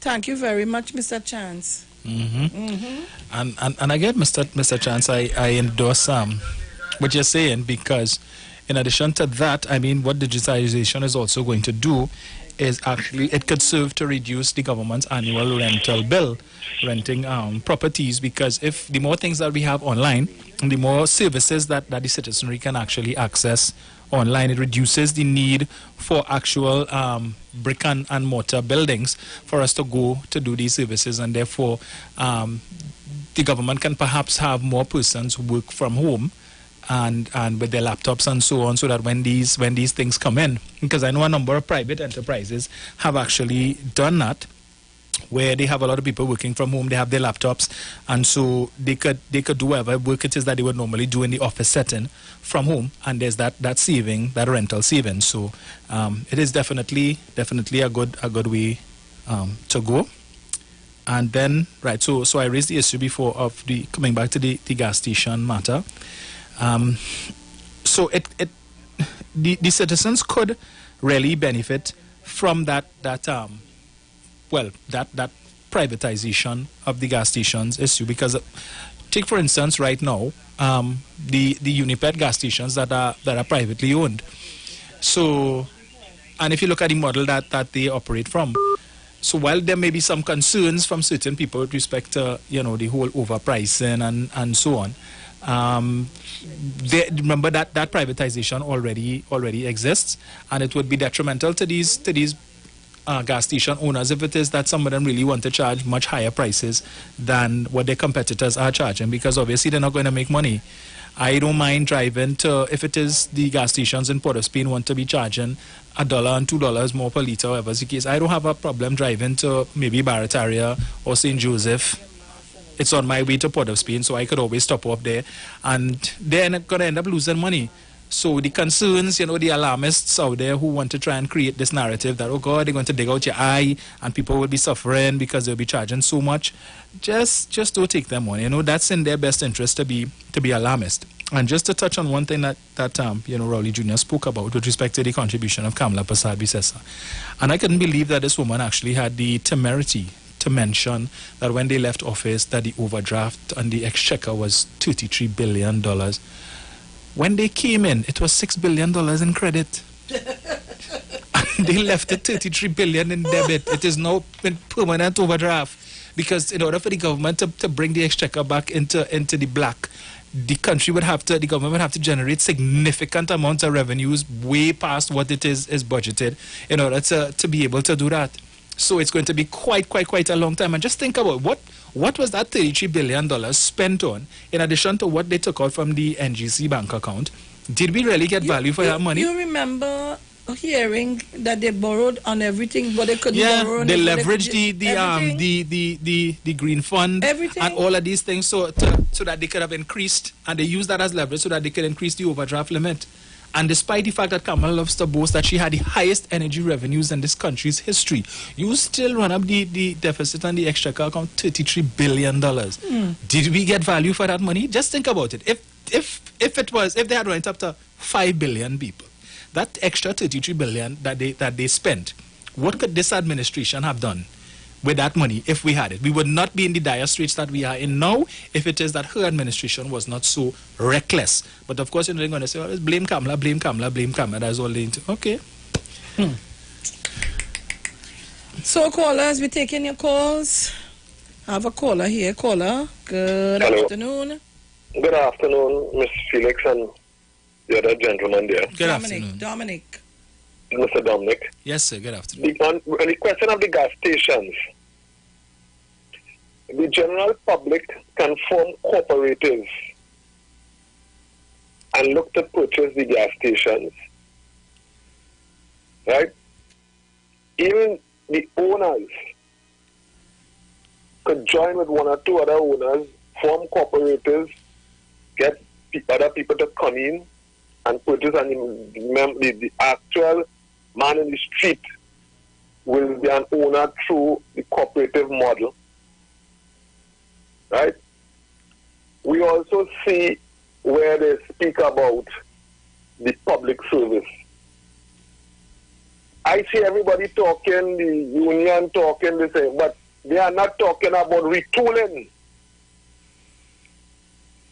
Kamala and Watson Duke and them are not speaking about the question of retooling the public service in order that they can fit in with the digitalization. And that is what has to be done. You go to the public service and come back tomorrow, and when you come back, we have to move away from that age of the country, have to move forward. And that is my simple contribution. Thank you very much. But as the caller raised the issue of the cooperative model, Sharon, technically we already have that in place through the credit union. So what is stopping the credit unions from purchasing the gas stations? Because to use Kamala's term, a lot of credit unions have some idle cash balances, just sitting in the bank and making small profit. She forget that word idle cause her the election. Yes. Yeah. Because everybody, there was a round table discussion. You saw that one? With a set of, a couple of UNC persons, right, and talking about, one of the things that made it, they had a postmortem that made them lost was the conversation of the NIB money and right, the UTT money, and she going back again with the idle thing, the idle talk. She know the idle talk is getting in trouble. Yes, so the credit unions actually could do that on behalf of their members because they're just managing the money for their membership. So if it is they have money to invest, and instead of you just having millions sitting down in the bank making 0.5% and 0.25% and whatever it is, you could take some of that and actually buy a few gas stations and you make money. So it's all these are options that instead of people jumping on the alarmist train, could look at that and see how the population can actually benefit directly through those means instead of complaining that is only the 1% and the 1% going to buy it and own everything. But if the 1% know how to do business and they're doing it, what you would do for that? Yeah. If we want to sit down and complain, complain and don't act. You see Dominic buy a car, complain, oh God, Dominic like he dealing in drugs. Dominic this, but Dominic went to the bank, faced the bank, like the bank car, Until Dominic done pay 5 or 7 years off the bank, the car is not here. Right. The facilities are there for you to take advantage, but you complain. Only complaining. But instead of complaining about the 1%, Sharon, all they have to do is simply change the complexion of the 1%, dollarize it, or whatever term you want to use. So the 1% right now is mainly the Syrian Lebanese, but if a few persons of African descent come together and they are able to engage in enterprise that could rise them, the 1% will now include the Syrian Lebanese community plus this cohort of persons of African descent or whatever who decide, well, we are fed up of hearing this old talk about the 1% and the 1%, and we will do something about it. That's all. Yeah. Put a zero and make us the 10%. That's all. That's all. Caller, good morning. Good afternoon, sorry. Good afternoon, Sharon Felix. Hey, donkey, what's up? Good afternoon. Everything okay? Dominic? Yes, sir. Thanks for having you on board, Sharon. Thanks for bringing him on board. Well, Dominic, I like where the program going. Listen, actually, my aim was to get him and Wendell Eversley because Wendell had called me. But when he called me, I said in my mind like he talked to Wendell, but in conversation I realized he didn't. So in other words, he before I could have called him, he called me and said, hey, we have to talk budget, I said, but of course. Okay. But I like where the program going. As Dominic said, somebody credit union could buy into the gas station. Sharon, the police credit union own 2 gas stations? Of course. One on the Eastern Main Road and one on the Beatam. Of course. They could buy 2 more. The unions, I want to see the unions, PSA and others, they come in and put the money where the mouth is too. Which PSA are you talking about? The big mouth Duke hold. The one but the houses, what the houses there on by Long Circle, and up to now they can't tell us an answers about the houses. You want he to go and buy gas station, and then when you hear the gas station blow up. We make that jail. That ground up there was PSA grounds, Up to now people can't get a house. But I want them to put their money where the mountain and other unions. Right? I figure it would only bring the gas prices down. Right? I love you all going to the port too. That is a good investment. Privatize the port. That should have been done long time. You get better profit and better management. I don't want to say too much. Good program, I look on, and I listen. Thank you very much. Have a blessed day. Because what the credit unions could do in addition, Sharon, is to perhaps offer like fleet cards or something to their membership. So because you're a member of this credit union, maybe give you a discount, as the case may be. So these people getting free consultation here today. They don't have to pay for it. Dominic giving it to you free of charge. Just log on to these. And that would help to grow their membership too. So I will gravitate to the credit union that tell me I could get a card and I could probably pay a little less for gas at their station. Eastern, Vento, come on. PSCU, yeah. Jump in and take a taste.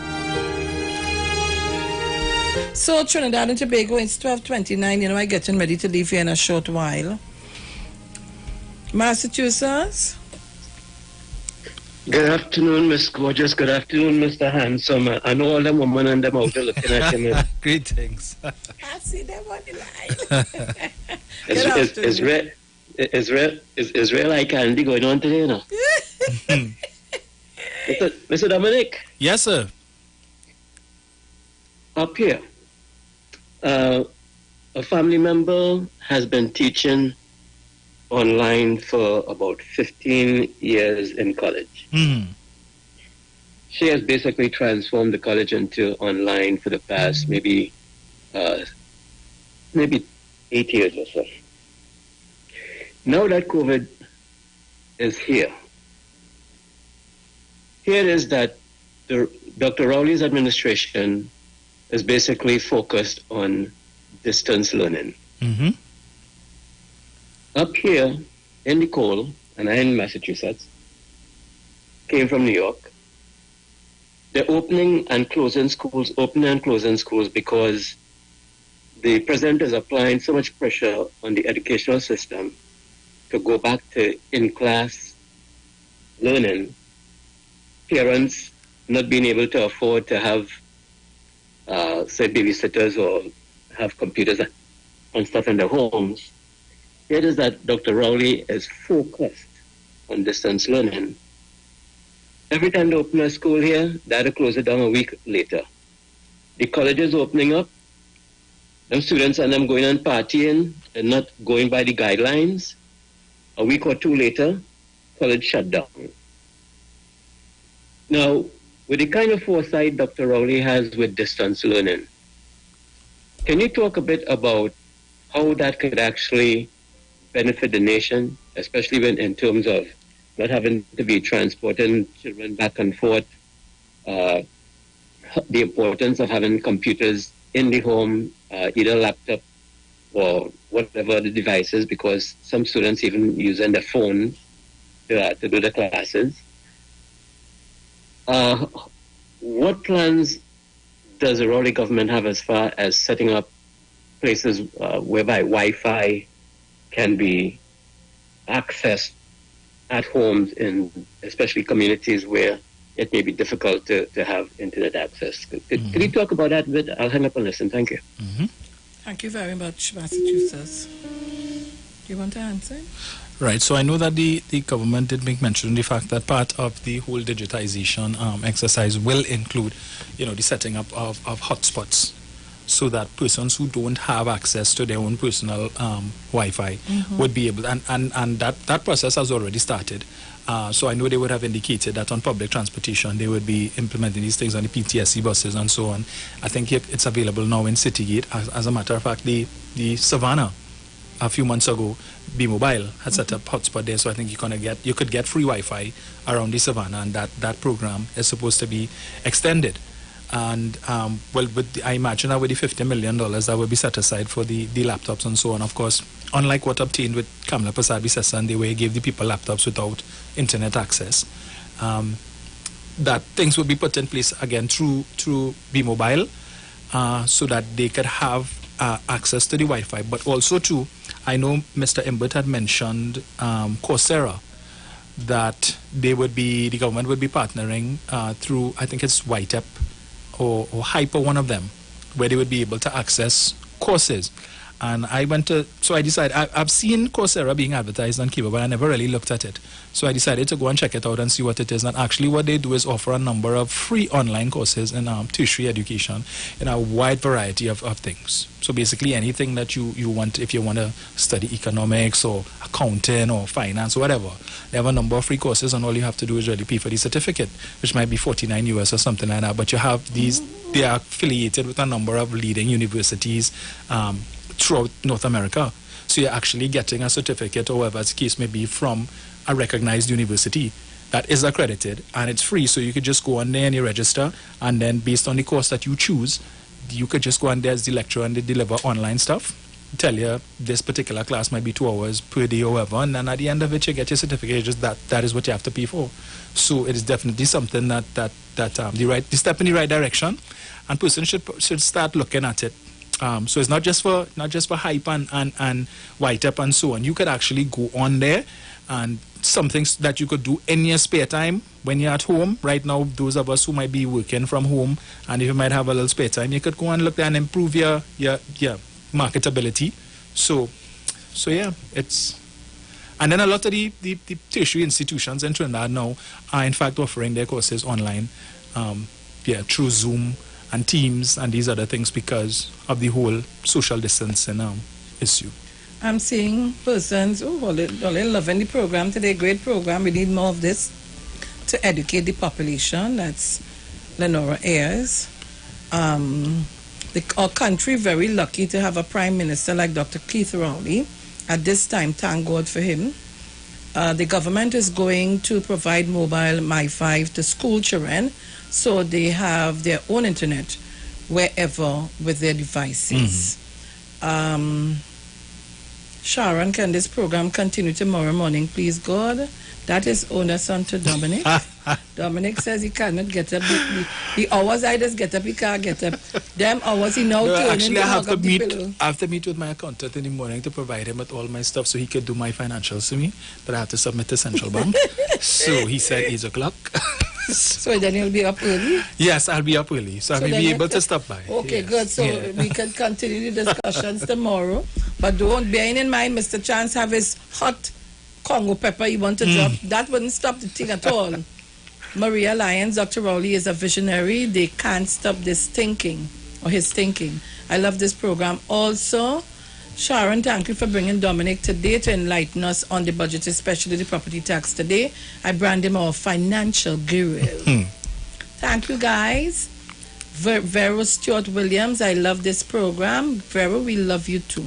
And to all of you on the Facebook page, I want to thank all of you for taking the opportunity this morning to log on. I'm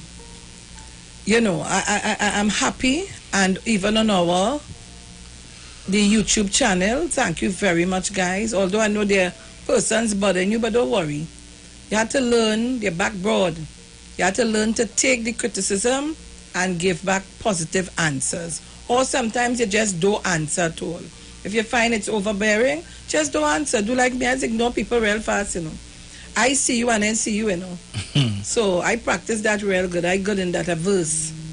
So Trinidad and Tobago. Yes.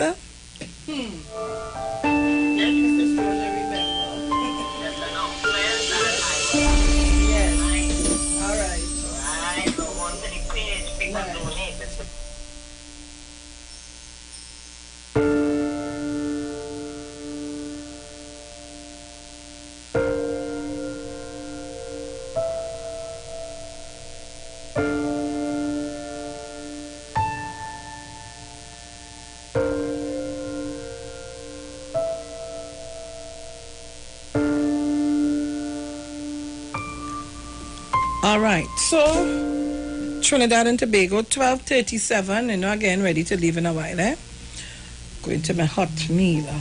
Thank God for my husband. I don't know if I didn't have that opportunity, how would I make out now? But I really thank God for that. Really, really, really do. So, guys, remember, right, tonight we close off our weekend of the Iwer stage with Reggae Sunday. and it's featuring Jam Melody. I had to look for a Jam Melody to play, you know. It's featuring Jam Melody. I love this gentleman's voice. He sing with feelings. So, Iwer Stage will be streaming live on the Street 919 FM tonight on the Facebook page that you're looking on to now. So I don't want you to forget. I'll be putting it back up tonight. Neil Iwer George Facebook page, Iwer George on Instagram, Iwer TV, and on Street live stream on our YouTube. Support our culture, our local culture. It's free for you, but not free for us. Please make your online donations before or during the show to fundmetnt.com. And guys, really, all our artists, you know, some of them, this is the way they would have made their income and so on. And because of the pandemic, a lot of people are unable to make as much as $1. So by the Iwer Stage, it gives you an opportunity where you would have gone and paid to see a show and say, oh, God, I'm going to see this one and that one. And you could now pay to fundmetnt.com. And of course, it will be given to the artists. All right? So you simply search Iwer Stage, then select the campaign for the night you are donating to. And from there, payment is as with all online transaction using your credit or your debit card. And as I said to you sometime last week or week before, I continue to tell you that your first citizen, I ain't advertising for them, but there's my bank, doing over their debit cards, and the debit cards can do online transaction in Trinidad only. That's what I was told. So go and make sure. I think they will be sending it in the mail for you too. So make sure and get your new debit card so you can make your online payment.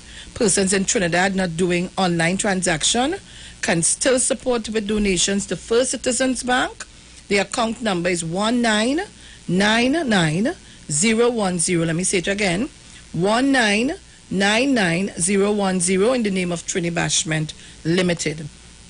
And of course, for our foreign fans, you can use Cash App payable to Neil Iwer George. That is Cash App payable to Neil Iwer George. So don't forget this evening to tune in and be a part of the dynamic series of concert continue going on and on and on the Iwer Stage, one-on-one with the artists. Supported by Tuco, taking care of business through our music, Pantry and Bagel, U Store, Lady Hales Avenue in San Fernando. And of course, give your eyes a more comfortable life. Give them transition lens from Value Optical. With transition lens, your eyes are always protected 100% from UV rays. Plus, they have the added protection against the dangers from blue light and glare.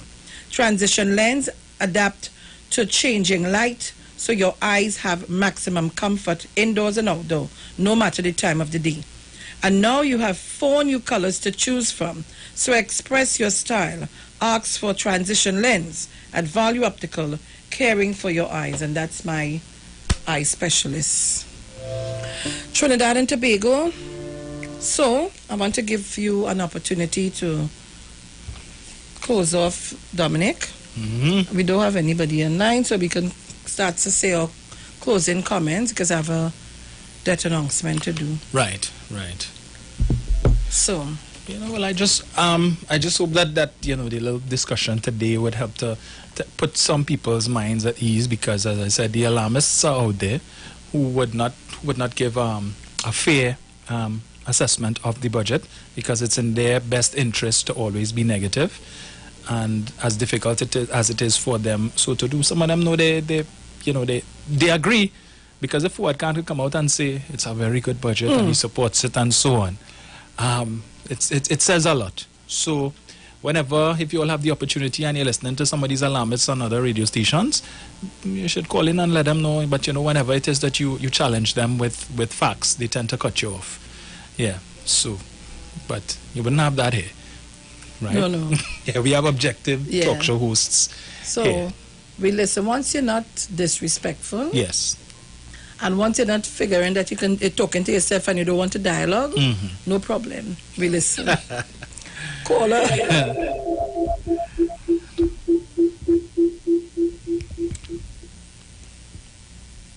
Good afternoon, caller. Yeah, good afternoon, Ms. Peter. All right. You're not Okara with the radio station. Now, listen to me off air and you can call me back. When you call the station, you either turn down your radio or you move away from your radio. I wear headphones directly into my ear bell in my drum, right? So when the noise, it will affect me from hearing my grandchildren calling me when I go home to call me to tell me, Nana, I want this and I want to come by you and I want to do this and come now we go in the pool and take a bath and so on. So I don't want anybody to stop me from hearing them. Please, if you're a first-time caller, please turn it down. I answered the phone and I left you to see if you would hear well it making a... Yeah. But you didn't, so please. Mr. Archer? Good day. How are you? I am there. How are you? Me I call you, but me tell me call me. Me stick with that. Me addicted to your voice. Me not move for the morning. Me sit down, me madam watching me by then. Me not do one thing for the morning. Me addicted to your voice. You get one phone, you get something, you eat or drink or something and get a special voice. That's something that you put on. So put me for sit down and listen to it. I hear you. Who is the next person with you? Somebody else with you? Bruce with you? Dominic is here. Dominic, good morning. Good morning, sir. Sharon? Yes, sir. You know I'm a fella cannot use big words. But I want to ask you a question where the budget is concerned and some people talking about it. And they only putting it at the government minister. Sharon? The big order they get, what the next word they get for tax break? For tax break? Dominic gave the big word for tax break. Dominic, the big order they get when they go in and buy cars from them government ministers. Exemptions. They can't call that what they want it. Yeah, you get exemptions. I want to know if it is government ministers alone getting, what you call it? Exemptions. Well, let me tell you now. I tell some fellas on the road that don't call it no exemption. That's too big for people. The government gives certain people life. The man on the street understand what you mean by give them a life. Not only government ministers alone. I want to ask a question. The government ministers, hold on, John, hold on.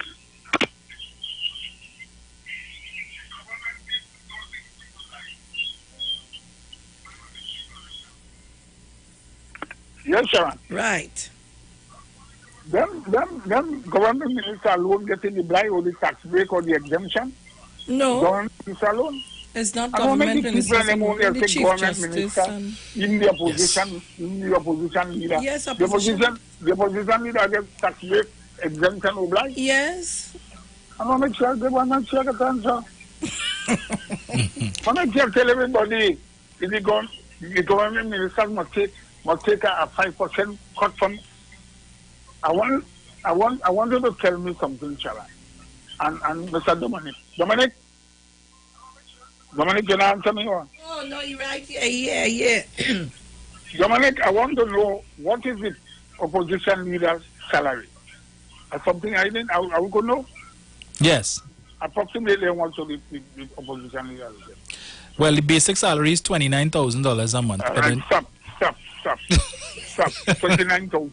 No call, opposition salary? The opposition leader. And what about MP? You know, some of them. Yes, she gets paid as an MP as well. And she gets her pension as a former Prime Minister as well. Wait, hold on, Mr. Archer. Oh, God, you open my can of worms here. Stop this something, Dominic. Dominic, to give me goose pimple. Dominic, talk what you have to talk. Catching power. Dominic, let me tell you something. I'll sit down and I'll listen some foolish things taking place. When the ex-Prime Minister coming up by helicopter, I drive travel up and down my train and to people. Nobody is saying nothing. Is there another one? Didn't have no tax break on that. No, well listen, is there one next one? I'm talking to people talk, okay? Is there another one? He buys 2 Range Rover, same chassis number, so he come like one he buy. Nobody is talking about that. He didn't get tax break for that. You get one another man that sit down and say, "You are the speaker of the house." Was the speaker of the house. You buy chair for your wife. You went there and take buy chair. One massage when you sit down, almost $1,000. Nobody ain't talking about that. But you know what they're talking about? I worry by what van, what 4-wheel drive. I worry get a 4-wheel drive. They're talking about that. What you do get BMW? What you do get BMW? But I worry by a 4-wheel drive. All of them start to talk about that. You understand what I'm saying? So everything we're going wrong in this budget only make to give the government ministers tax break, apply, what the word you use again? Exemption. Exemption. I want to let people know that all in public servants get exemption to buy vehicle too. Some people getting traveling to buy their vehicle to pay for their vehicles. So, Mr. Dominic. Yes, sir. Thanks. And I want to know again, the salary that the ex-attorney general used to get. And he was a senator. The young fellow was a senator. Something. All of them get tax break. Some of them get 4 and 5 vehicles. Nobody is talking about that. Yes. Hello? Good morning, good evening, Dominic. Yes, sir. Boy, you let me get power with you. You let me catch power. When you tell me what the expenses are, tell me the perks and so on, I come out from the radio. And tell me the perks and so on. But Sharon? Yes, sir. But next story, I give me one to you. Girl, you know the Philistine started to be one alternate and company start to happen? Yes, I know. People opening party group quick to run to get nomination and all kind of things. My next one.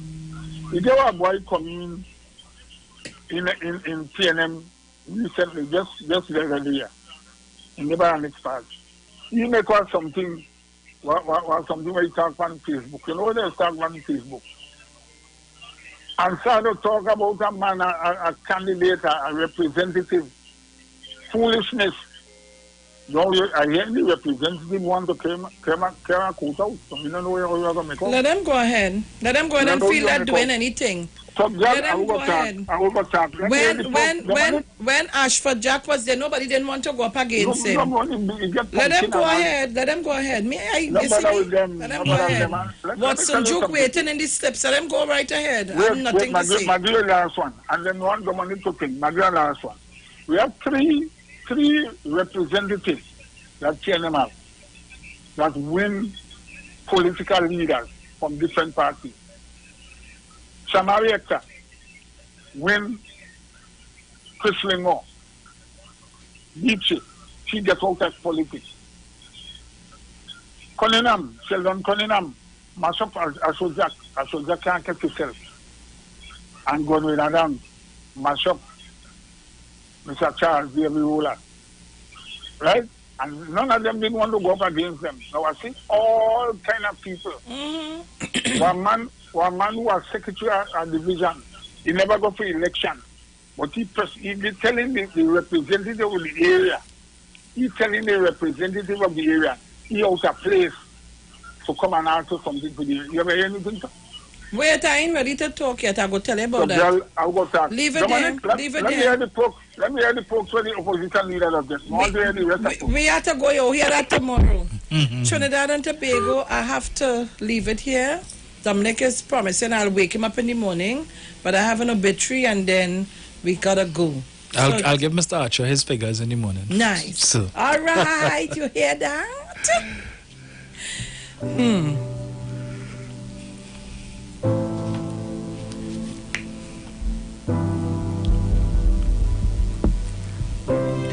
The Street 919 FM was asked to announce the passing of Karen Ruth Van Christopher, a.k.a. Pinto, of Gonzales Village. Guapo departed this life at the age of 40 years on Thursday, 8 October 2020 at San Fernando General Hospital.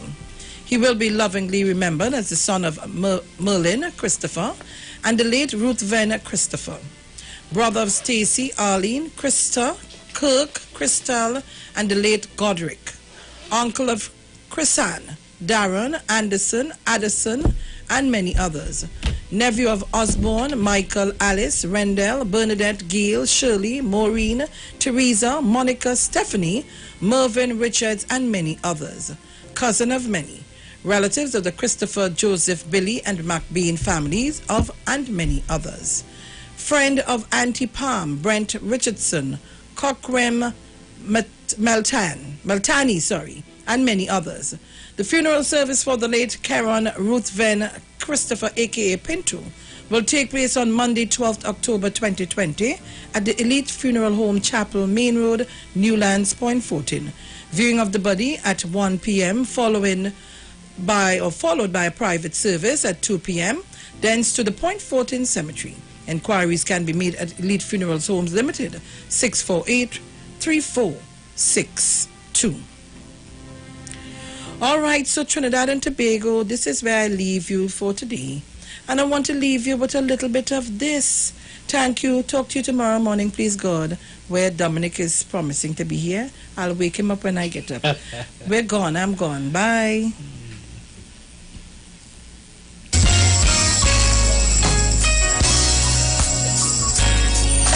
Oh, so long for this night I pray that a star would guide you my way to share with me this special day and a ribbon in the sky for love. Talk your talk, but we know talk. Come talk with us. The Street 919 FM. The views expressed are not necessarily the views of the management of the Street 919 FM. Ikaro, I am Alatumishe Ifabamishe Aganki, better known as MC Duke, and every Monday between the hours of 7 p.m. to 9 p.m. I host a show called Orisha, The Way of Life, right here on the Sheet 919 FM, where I have guests passing through from the Orisha Ifa Baptist Diaspora to educate, edify, and inform you, the listening public, about Orisha Ifa practices. So remember to tune in every Monday between the hours of 7 p.m. to 9 p.m. for Orisha, The Way of Life.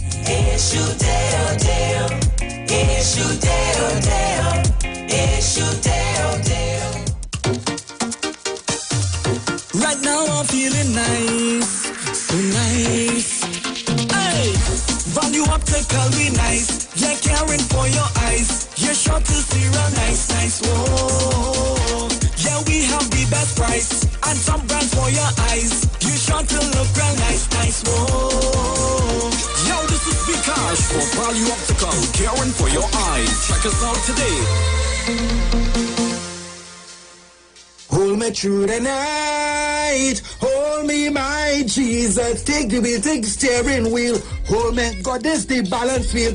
Bang! What's up? It's your boy JD, and we are coming down to the Iwer stage, 8 p.m. 14th of October. I said we because I'm not coming alone. I'm coming with my girl Nisa, and we go blaze up fire in Jesus' name down in the Iwer. Streaming from my page on Facebook, JD's Vlog, or you can check it out on Facebook as well. Streaming from Neil Iwer George on Facebook, YouTube, Iwer TV, and from Instagram, Iwer George. It's not looking like this because I want all you to get all the information for the social.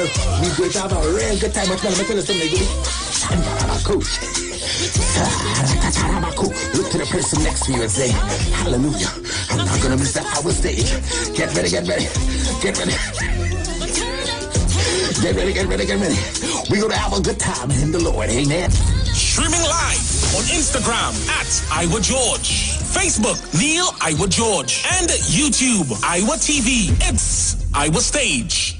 Come join the Street 919 FM as we celebrate this Christmas the Trini way with Paran Jam. Every Saturday till Christmas, join us. We start off this Saturday, 10th October, with performances by Rembunction.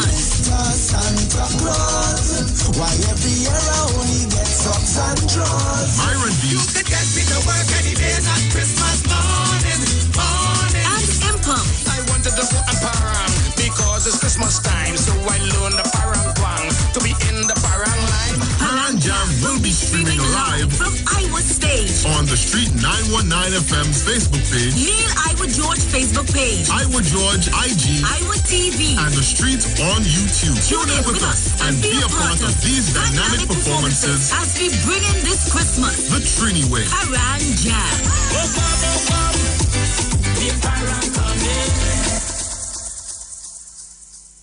There's a new drink that's transforming what you expect from a beverage. U-Juice is 100% natural and has the power of red ginseng, turmeric, ginger, and the world's strongest antioxidant, astaxanthin. Your new favorite drink has arrived. U-Juice, en route to the ultimate you. We know the street because we talk to the street. Come talk with us on the Street 919 FM.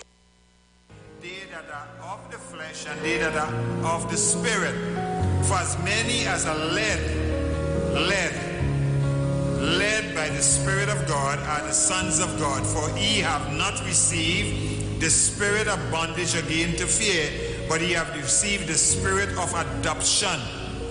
Adoption, whereby we cry, Abba, Father, Daddy. The Spirit himself beareth witness with our spirit that we are the children of God. And if children, then heirs of God and joint heirs with Christ. If so be that we suffer with him, that we may also glorify together. So, as we continue looking at restoration, repentance, restitution, recognition, it's important that we understand. So, the result of sin, as stated, defilement, deafness, disgrace, damage, doom, separation from God, depression, defeat. The psalmist asks God to hold him with it so he won't fall in defeat. The psalmist David asks God to uphold him so that he will not fall in defeat again. He recognized where God and what God has done and what God wants to do with him and through him. Could I get a better amen than that? Yeah. So you must recognize how sin occurs. Sin occurs through the basic sin. We now take you to a live broadcast with Pastor Morris Johnson of the Church of the Firstborn Assembly. Through individual acts of sin. Not only through a sinful nature, but through acts of sin. You must recognize who your sin is against. Not only against an individual, but it's against God and God only. Psalm 51 verse 4. Repentance, agreeing with God about your sin. Psalm 51 verses 3 to 6. Ask God to wash you. Psalm 51 verse 7. Allow God to continually cleanse you from sin.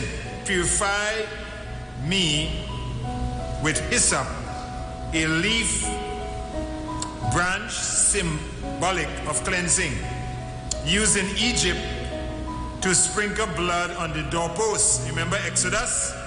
When the death angel was passing in Exodus chapter 12, verses 21 to 28.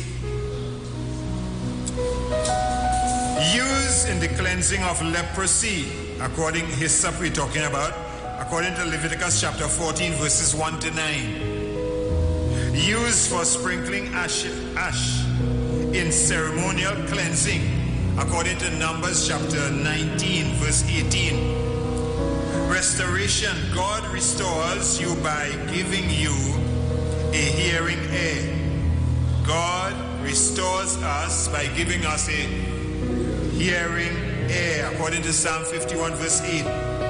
Joy and gladness, according to Psalm 51 verses 8 and 12.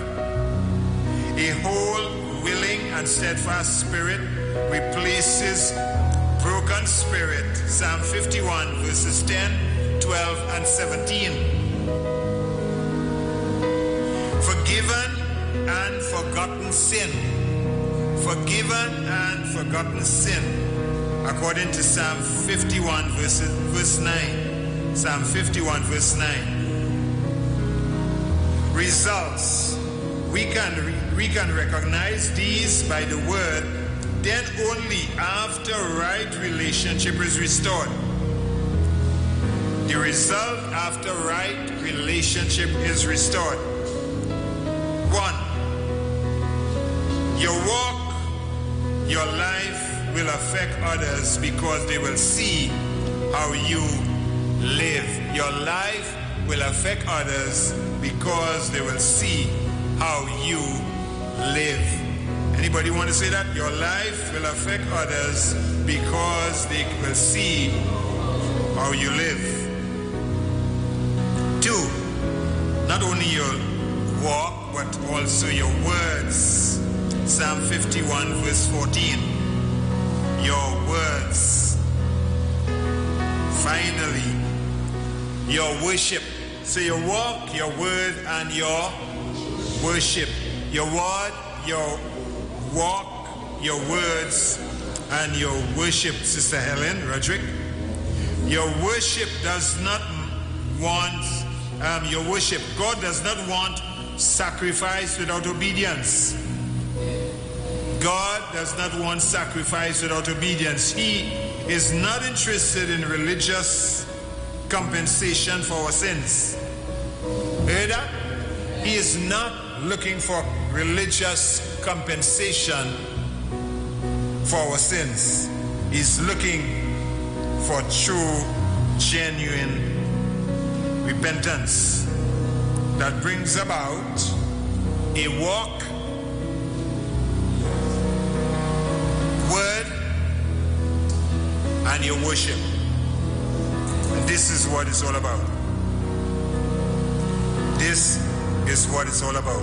So when David says in Psalm 15, David speaking concerning God's presence and who will dwell in his presence. Now we understand from Psalm 51, we understand the importance of God's presence. Because when God's presence is absent, there's no joy. I say there's no joy. There's no gladness. There's no excitement of being among the brethren. There's no excitement wanting to be among the brethren when the presence of God is not there. When the presence of God is not there. But when the presence of God is there, you want to read God's word, you want to fellowship, you want to tell your friends about Jesus Christ, you want to give, you want to be where God wants you to be. That's why the songwriter could have said, I want to be where you want me to be. Don Muin, talk about, I want to be where you are. Living in your presence. What a beautiful song.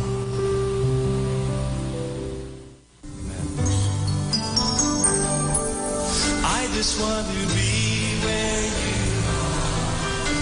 are, dwelling daily in your presence. I don't want to worship from afar. Draw me near. Draw me near to where you are. I just want to be where you are, in your dwelling place forever. Take me to the place where you are. So I just want to be with you. I just want to be with you. I want to be where you are, dwelling in your presence, feasting at your table, surrounded by by your glory. Surrounded by your glory. In your presence. That's where I